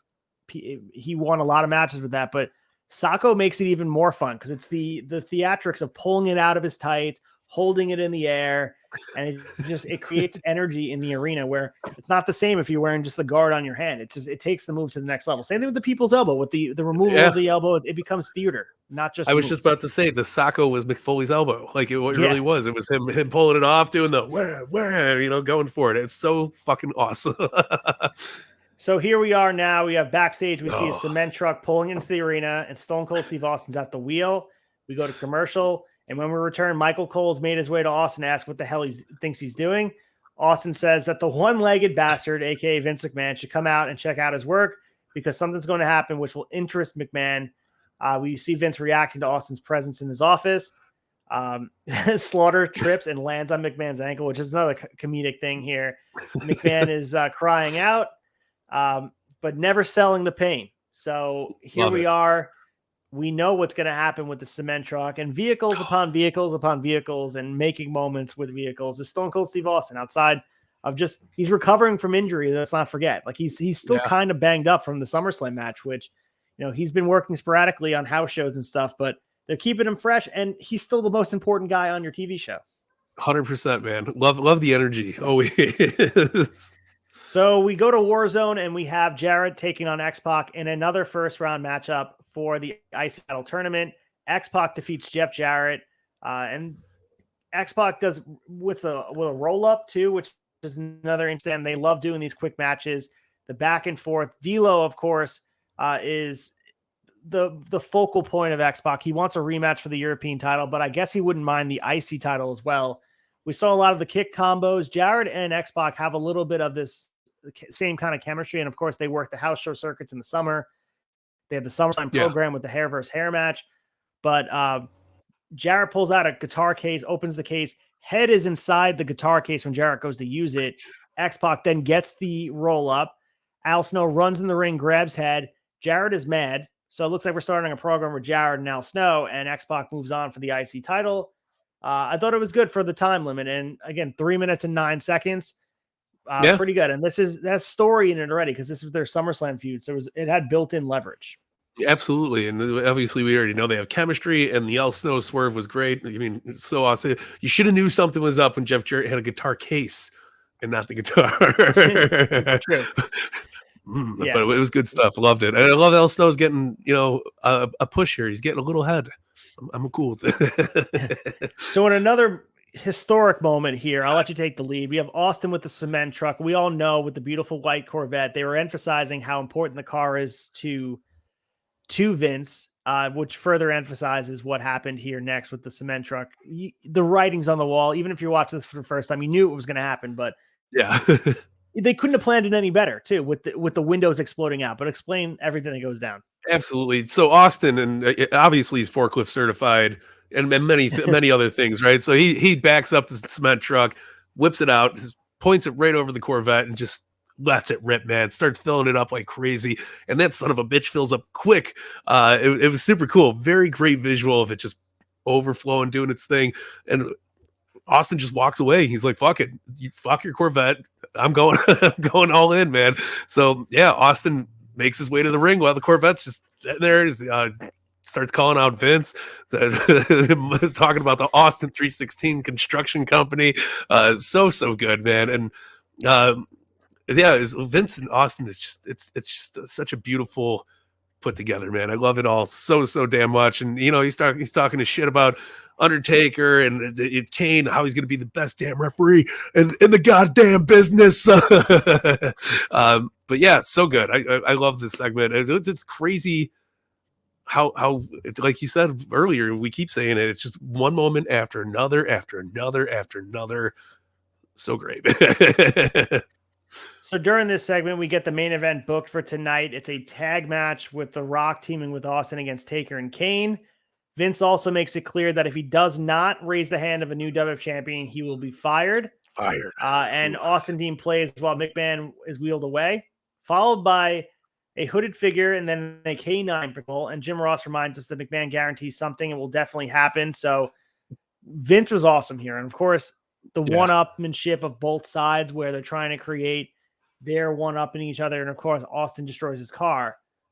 But Vince, if he guarantees something, it usually comes true, especially throughout this era where Vince McMahon usually doesn't go down without swinging. And that's a big piece here where you think something's going to happen where it seems obvious that either Taker or Kane's going to walk out of the championship.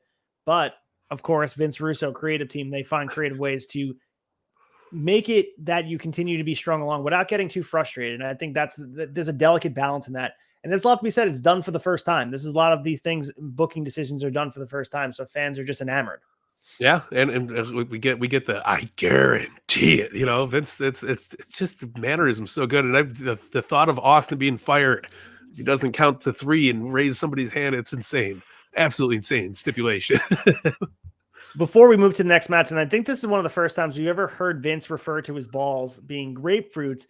And the other disgusting thing he included in this is that he said, on Sunday, Austin, you'll be picking the seeds out of your teeth. So he doubled down on the grapefruit thing. And of course, we always heard the grapefruit saying. It always became part of Vince's shtick, but might have been the first time that we heard it. I think it was. Yeah. It was awesome, though. Fucking just beautiful. So we have another WWF Intercontinental title tournament match. This time it's a semifinal match. It's Val Venus taking on Ken Shamrock. So this is the longest match of the tournament, and it's only 4 minutes and 36 seconds. And Val Venus is the unfortunate recipient of the ankle lock after some back and forth.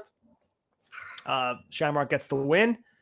Not a lot of heat in this match. Fans seem a little bit worn down with these title matches, and that becomes probably that it just like there's a lot of matches happening, and they're not used to that. But decent match for what they did. Val Venus looked okay, but again, crowd wasn't really involved. Shamrock wins, and he's moving on to the finals later in the night. Yeah, crazy. Absolutely crazy. I liked it, though. Listen, Shamrock's just tearing through everybody. Val's out. We're good.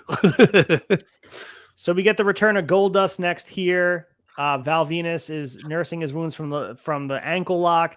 Goldust's music hits, and Val Venus moans in pain, and he gets those Shattered Dreams in the corner. And I think it's the first time we see the debut of Shattered Dreams, the move, which is devastating. Like if you're one small step from missing if you don't kick the turnbuckle.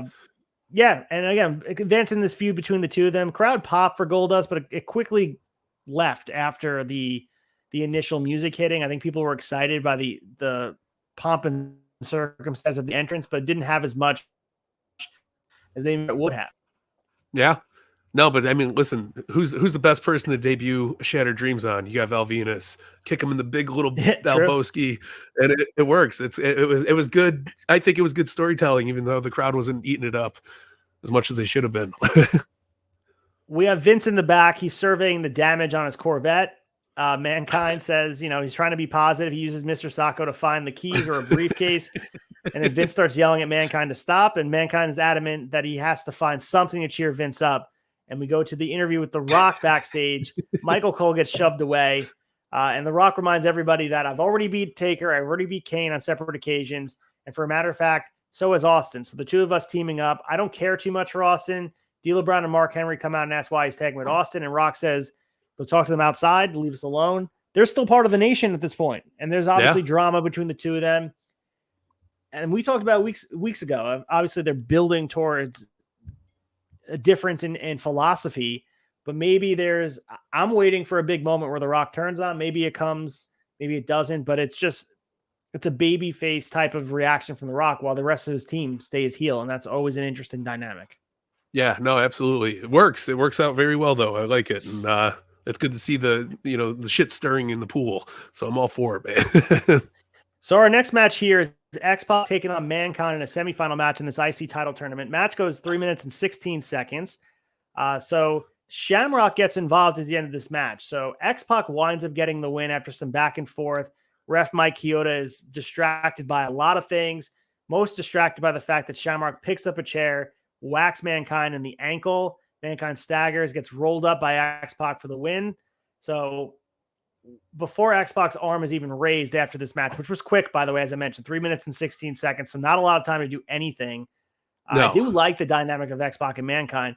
Shamrock jumps X-Pac and gets rid of Mankind. He puts head scissors on X-Pac, obviously alluding to X-Pac's previously injured neck. And the refs are trying to stop Shamrock. And the Stooges are out there too, Patterson and Briscoe, trying to take Mankind to the back from Mr. McMahon, and says not to help X-Pac. And we get some heat for Shamrock. Shamrock sucks chant. X-Pac eliciting a lot of sympathy, which is awesome, which is what you want. So a good segment here. Obviously, they want to keep Mankind further on for the world title picture and that other stuff going on. And he'll eventually be around the hardcore title, which we'll see the debut of. Right decision for X-Pac to advance to the finals. 100%. Very well done. Very, very well done, especially with, Shamrock beating him up a little bit beforehand. And then you go right into the next match, which is Ken Shamrock versus X-Pac for the title. Not a long one again, as you said. They really get back into it. X-Pac's still in pain. He's still ready to roll, though, because he ain't no puss. So they get into the ring. Triple H is out there and crutches, giving his boys some love, which is cool. Yep. But again, not a quick match. Ankle lock, and X-Pac taps. A beautiful ankle lock segment too, because he does the pullback, which anytime that happens, you pop your ass off, right? But yeah, again, 3 minutes, almost a 4-minute match.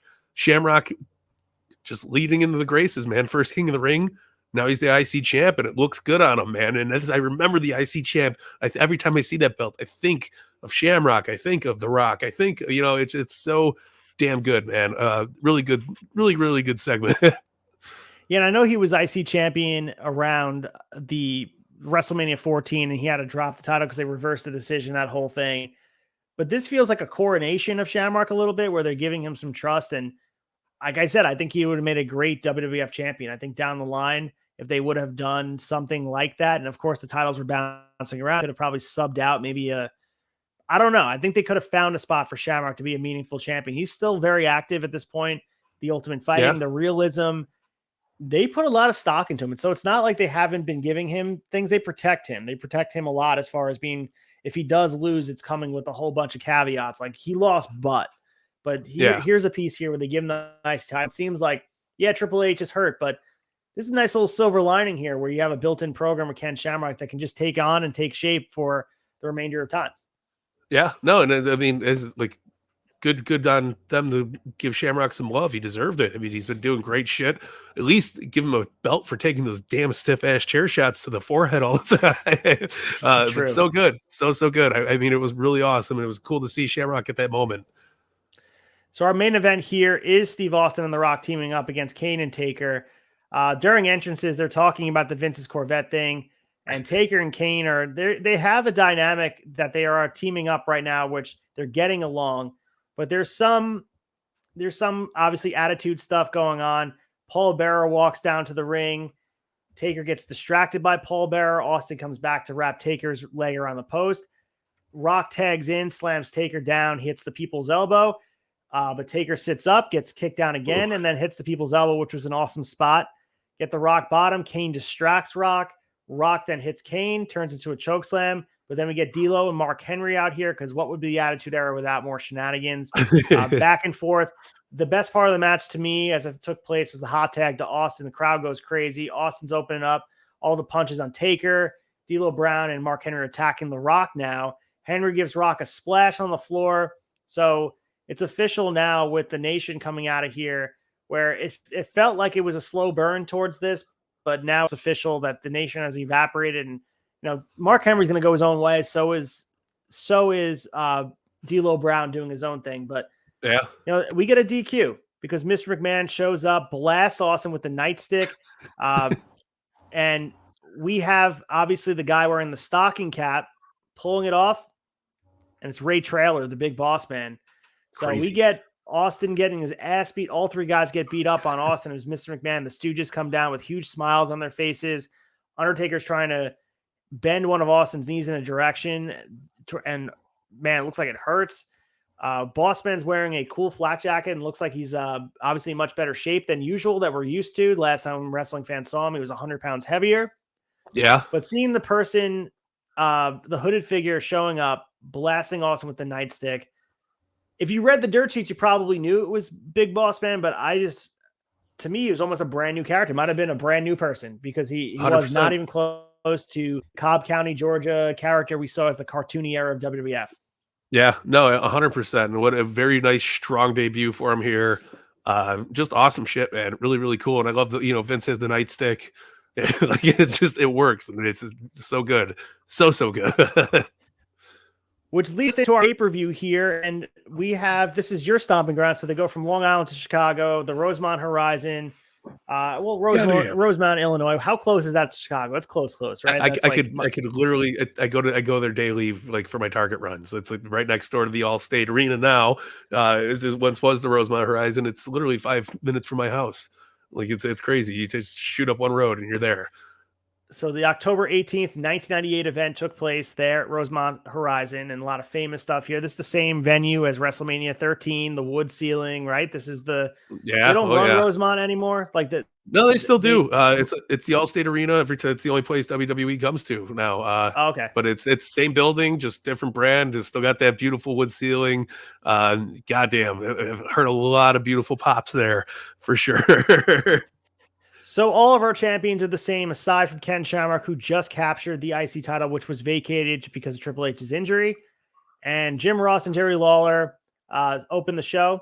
And every pay-per-view set in WWF at this time, there's a lot of uniqueness to them. And I think I missed that, as well as I know that for the big events, the big four, at this point, there's probably big five with Money in the Bank. They go out of their way to make things look unique, but there's a lot to be said about I don't know. They treat it like it's important, even though it's in your house. There was like some artistic, creative thought into making it feel like a different event. Yeah, no, I always love the stage designs being switched up and changing shit around. It made everything feel a little bit more important than it was. And that was cool. So we go to the opening match, and it's Al Snow taking on Mark Marrow. Jeff Jarrett gets involved, as we saw. He was pissed off about Head being in the guitar. He comes out, wants to wrestle Al Snow instead of Mark Marrow, and this is a back and forth here. The ref tells Jarrett needs to leave. Mark Marrow jumps Snow from behind. They go back and forth, but we're putting Al Snow over. The snowplow for the victory, 7 minutes and 13 seconds. Crowd's pretty into it. They're very into Al Snow. I don't think this win meant as much as they probably thought it might have meant for him, especially where Mark Marrow was on the card at this point. But yeah, it was a good opener. I mean, Marrow went from IC champion to pretty much a comedy character in 2 years' time. So similar to Vader, when they're using Vader to put people over, Mark Marrow doesn't have the same sort of push as they probably look at Mark Marrow like this is a huge win for real meant thing. I also know had a lot of upward climbing to do, and maybe down the line he goes on to bigger and better things, but I don't know if they really capitalized on how goddamn hot he was at this time. No, I don't think they did at all. But it was listen, good opener, not bad. Some shenanigans, gotta love it. So we go to the next match here. It's the tag match between LOD 2000 and Disciples of Apocalypse. We really don't need to spend too much time on this match. Aside, just know that LOD 2000 got the win here. Doomsday Device, Droz jumps in, gets the pin despite not being the legal man. This match is exactly what you probably would have thought between these two teams. Lots of brawling. Yeah. They try to seem like there's a lot of heat between Hawk and Droz with LOD and stuff, and a lot of drama playing up on the Hawk stuff as well. But to me, this match, as far as, the other thing you pull out of this is Hawk, Animal, and Droz in a 6-man tag against, Paul Ellering working as well, which Paul Ellering is pretty fucking jacked in this match. Hell yeah. Which is interesting as well. Yeah, plus this is not possibly the last time, but this is one of the last times we get a true Road Warrior pop in Chicago, which is crazy. Yeah, because they don't last too much longer going down the line, and tragedy strikes. But man, it was crazy to see. Very, very crazy. So this is the last time, according to my notes, that DOA will appear on WWF pay-per-view. I think they appear on Heat. And then spring 1999, they'll head to Creative Control once Vince Russo's at the helm. So that's it for DOA. But this is probably the last time they'll be on pay-per-view, and good riddance. Sign me up for it. I'm here. All right, our next match here, I'll let you lead the way. It's Taka Michinoku finally defending the light heavyweight championship against, it's Christian. And I got to say, Christian, of course, wearing the puffy shirt from Seinfeld with the Brood stuff going on, but man, you can see the potential in Christian. I think first of all, he hasn't aged a bit in the face. When they show close up, the face, it looks exactly the same. But this match is pretty good. 8 minutes and 30 seconds. Wine. All that red wine that Christian drinks, man. Listen, this was a very, very awesome showing. Good to see Taka kind of being able to showcase himself a little bit again. Good back and forth. I really enjoyed it. What a cool. I remember, I forgot all about it, but I remember Christian having the light heavyweight championship, and it was a big deal. Like, I remember it was a huge deal for him to win this. So awesome. as Jim Ross says, it's a huge upset, damn it. But yeah, man, Christian just fucking doing Christian shit. So good. he went on a roll up too, which is great. Yeah. So good. So 20 something years later, I mean, how many years ago is 1998 at this point? Yeah. Christian has won every championship WWE has to offer. So, and he's won the Impact title. He's been a 2-time NWA champion. Yeah. He's challenging for the TNT championship in 2 days at Double or Nothing. So crazy. Christian has gone on to do so many things. And this class of guys they keep bringing in from this Dory Funk stuff, and I know they scouted the independents and a lot of their training came elsewhere.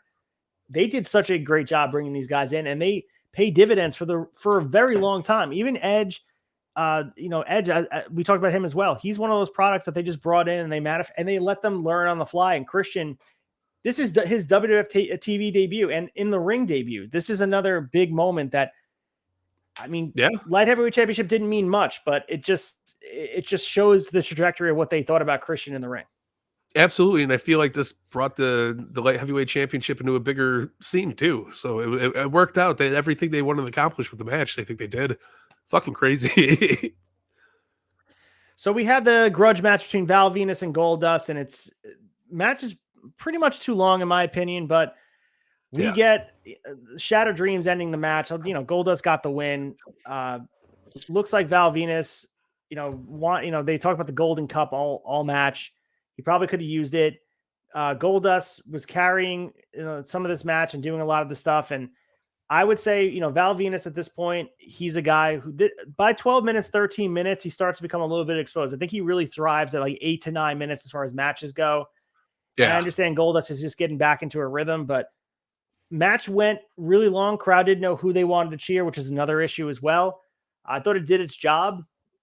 Interested to see, of course, Goldust coming back has to get the win. But seeing Val Venus take a pin you don't really see that a lot during the Attitude Era because he was a guy they were protecting as well, but didn't hurt him. I don't think it hurt him. And Goldust had to get his comeuppance because that was the point of the story.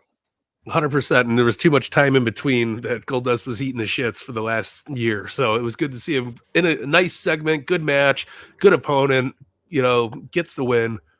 Good Goldust. Rock and roll, man. So in the back, Michael Cole has a clip from earlier tonight on Heat where Shamrock slammed a car door on Triple H's injured knee. Xbox stops by to tell Shamrock that he'll be dealt with tomorrow night on Raw. But as for tonight, Xbox said I'm going to be taking the European Championship back from D'Lo Brown. And Mike Belcaster, that's exactly what he did in a great match. This was awesome. Yes. X-Pac defeated D'Lo Brown to win the championship back, and they were hot-shotting this title. Didn't matter to me who won this match, but D'Lo coming out, hailing from Milan, Italy tonight.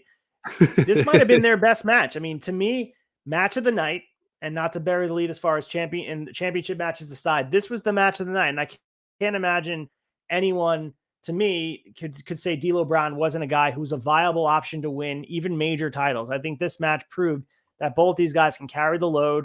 In a time without work rate, X-Pac and D'Lo Brown took to the card and made people believe that wrestling could be work rate driven again. These guys were the highlight of the card, in my opinion. Every time they link up, you can expect a good match with them. I mean, both guys were on fire. This is the prime of both of their careers. Absolutely love this match, the back and forth, even the stuff, drama with Mark Henry and China getting involved. Didn't take away from this match, but it added to it. Mike Kyoto did a good job reffing this match too. So I loved it. It's a great match. Didn't say nothing. So good. Gets the win. Yeah, and it's like you said, it's a rare thing when we see these awesome matches because it's flooded with a bunch of quick 6-minute matches, 8-minute matches, whatever. They went 15 minutes almost. Both guys tore the fucking house down. Every part of the story added to it. It was just great, man. So awesome, and good to see X-Pac get the belt back. Either man could have done it. It would have been great. Loved it. I'm sign me up for more D'Lo and X-Pac feuds forever because it was just so damn good. So we lead into a tag team championship match between the Headbangers and the New Age Outlaws, and the newly turned heel Headbangers are getting a shot here. Apparently Southern Justice was supposed to be here, but they both got hurt. Mark Canterbury, who got injured recently before this, ended Southern Justice's short run, but apparently, according to rumor and innuendo, They were actually supposed to take the titles off the New Age Outlaws here.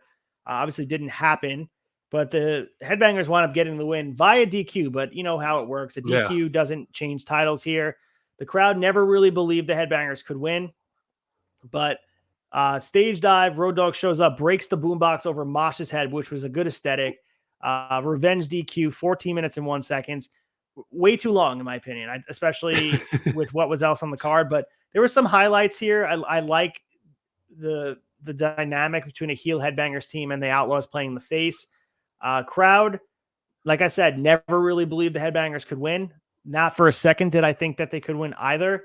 And that was the thing missing from this match. But other than that, you probably could have had the Outlaws go over clean, in my opinion. Have the ref turn his back and let him hit in the head with the kaboom box. Like, you didn't need to do a DQ here. Absolutely not. But it was like it was what it was. It was a tag match. Like you said, the crowd didn't think for a second the Headbangers were gonna take the titles off of New Age Outlaws, and that shit don't fly in Chicago, right? We love we love our Outlaws here. So Michael Cole's in the back with Mankind and Mr. Socko. They're sharing a conversation about Ken Shamrock. So we lead right into our IC title match, which was another 15-minute banger here. Lead us through the match, Belcaster, here in Chicago. Ken Shamrock defending his newly won IC title with Mankind.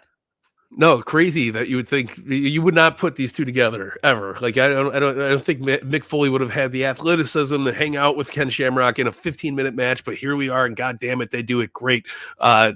Amazing back and forth. Love it. Foley is just he's still crazy. He's pulling his hair out. He's doing all his natural Mick Foley shit, which I love. It's the character, like little nuances that are just so damn great. But I mean, we got cactus clotheslines. We got the cactus elbow drop. Shamrock's in a little bit of world of hurt here, man. Very, very good, but nobody breaks the ankle lock, right?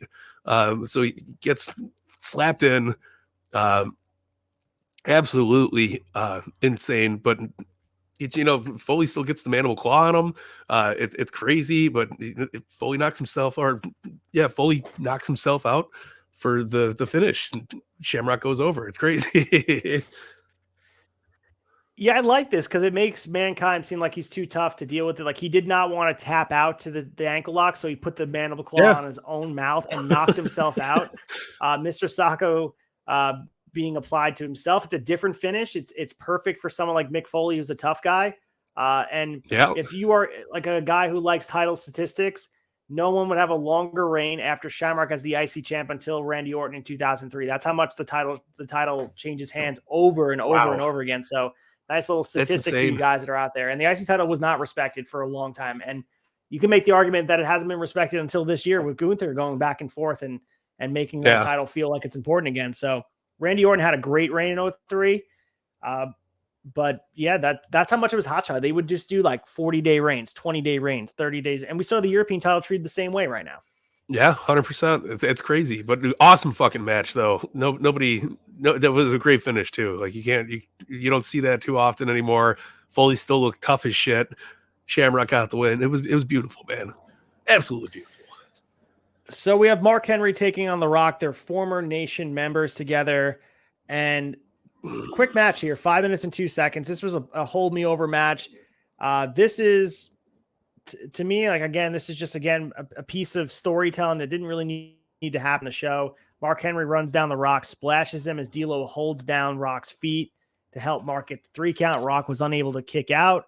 So everybody in the audience is upset that Henry gets the biggest win of his career to this point. And this was either done as a swerve for everybody to think Mark Henry had a shot to win the title, or it was just like, all right, let's get him a win here to build him as a contender. Mark Henry, to me, at this point, he needs to be working like a big man. He's just not at this point. He needs to be working like, the Bam Bam style, the Vader style. He doesn't do that here. And I think that's what's missing. And that's probably why they send him back to like OVW in 02 to like refine that. But he's still young, still green here. And The Rock is miles better than him. As far as the win here, it doesn't take anything away from The Rock, but it was confusing in a short, not so great match. It was like, I don't know. It just didn't fit on this card. No, absolutely. And it was weird. And even the crowd wasn't into it, like especially the finish, but just weird. It was absolutely weird. But huge win for Henry.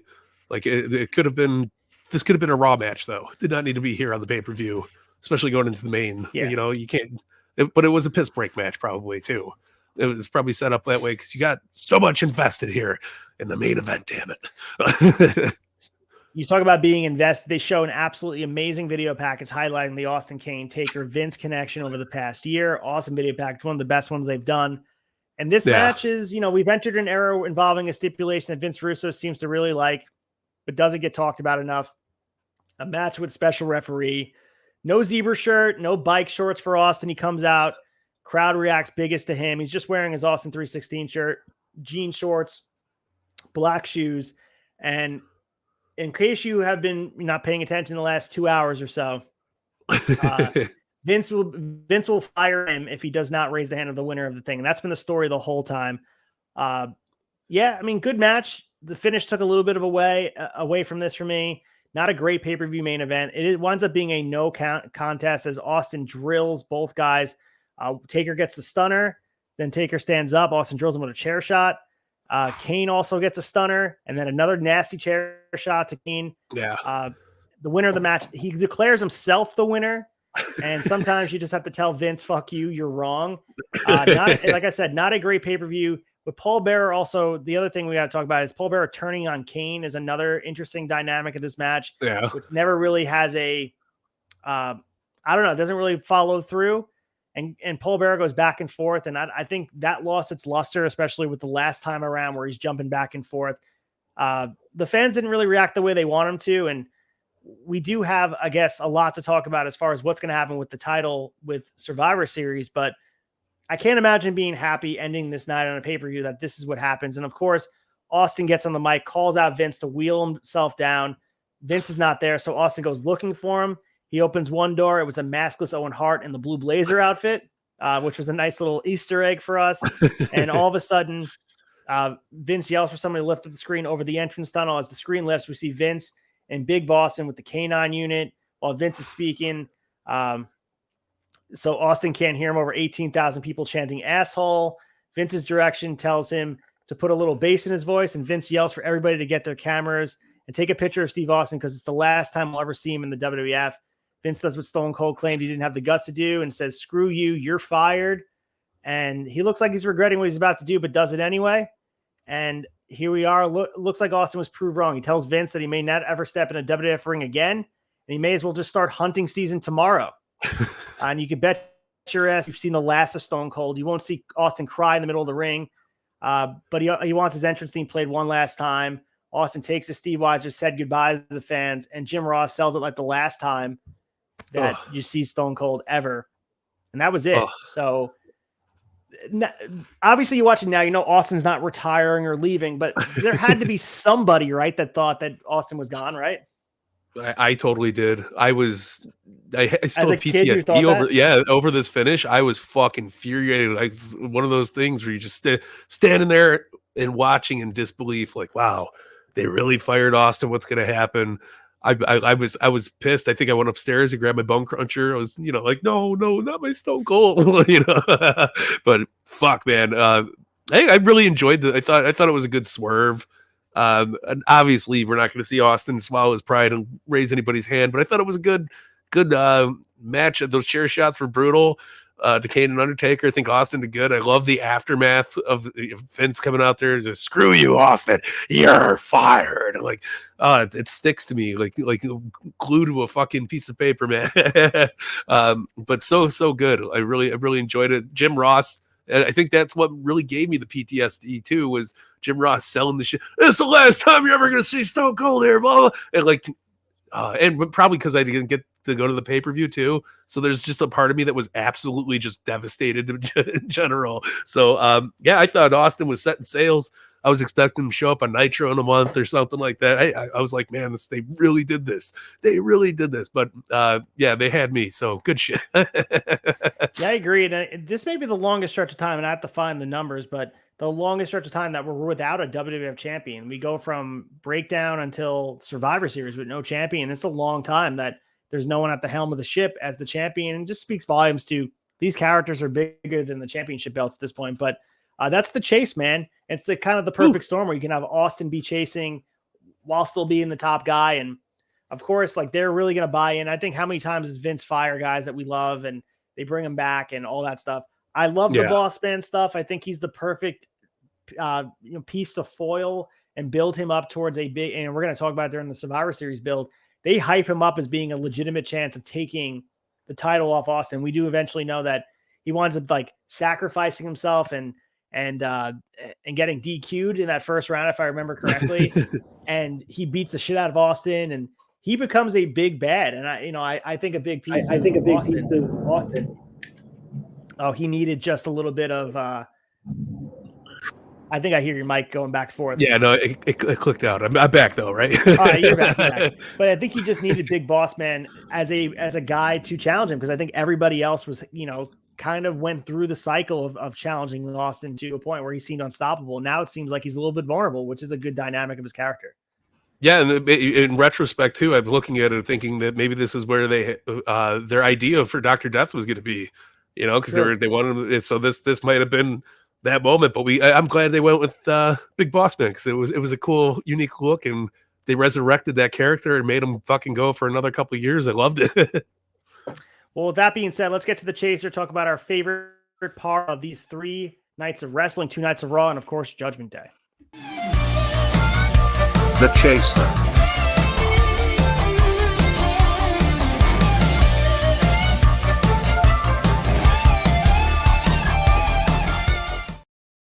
Yeah. All right, Mike Belcaster. So we had 2 nights of Raw, so much to break down. The Socko, the cement, this whole chaotic pay-per-view. What was your favorite part of all of this?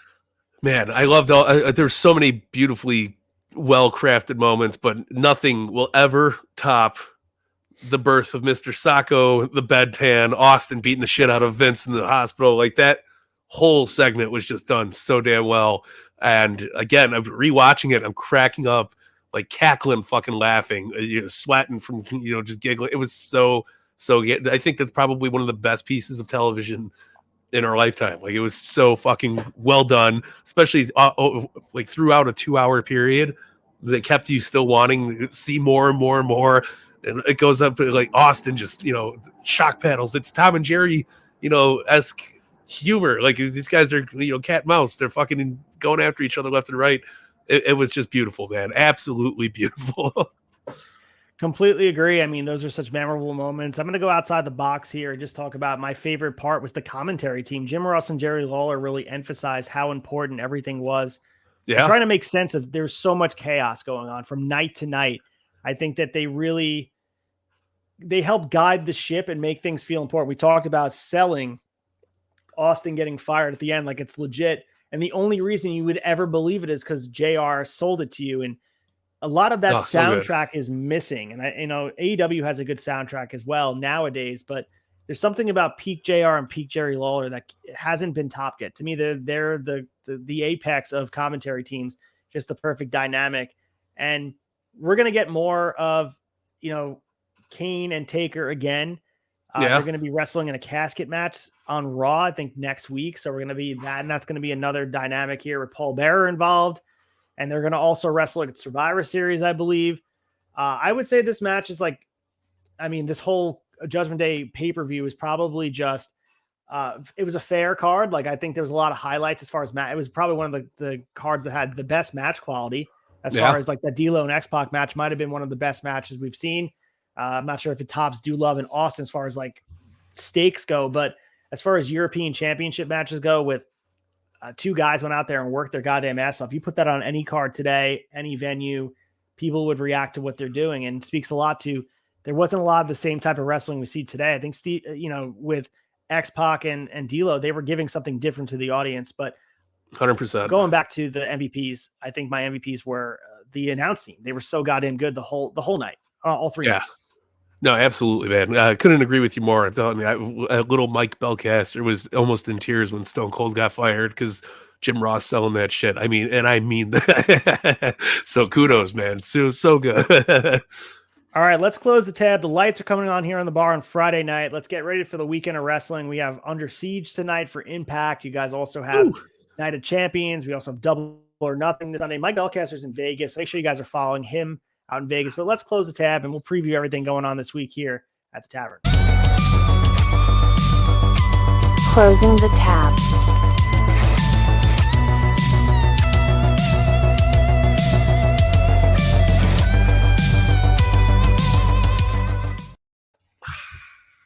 All right, lights are on the bar here. Next week's show is episode 18 of season 3. We'll be airing, believe it or not, June 2nd, 2023. We're going to be covering the October 19th Raw, the October 26th Raw, and the November 2nd Raw. We're quickly approaching the end of what was a formidable year for WWF and changing the landscape of what wrestling is. So can't wait to get into it with you next week. Mike Belcaster, like we said before, you and I are taping here on Sunday, like a whole week before we're doing this. You're going to be in Viva Las Vegas, taking in Double or Nothing. Anything on the horizon that you can preview and tell people what they're looking forward to on your socials? No idea yet, but stay tuned. Stay tuned to @Mike Belcaster all across the board. Stay tuned to the official Fig Night. Stay tuned to the Turnbuckle Tavern. You never know what's going to happen, man. It's Vegas. Anything happens in Vegas, and with the fact that we have social media, it doesn't necessarily have to stay in Vegas anymore. So who knows what I'm going to be running into, who I'm going to be running into, what great stuff's going to come. But hey, it's going to be a good time. I'm out there starting. Well, I've been out here since Wednesday, and I will be here until after the pay-per-view. So if you see me, come say hi. I got some stickers. I got some love, big hugs, big high fives. You know the drill, man. It's always a good time, especially in Vegas. Yeah, Double or Nothing's become one of those weekends, and Chad and I talked about this on Wrestling Tonight, just about how it's become this AEW's version of WrestleMania weekend. We see some wrestling events cropping up in the Vegas area, and it's just become a fun way to ring in the summer a little bit. Of course, Memorial Day weekend is always that benchmark for people to look, forward to the beaches around my area and like warmer weather, barbecues and all that.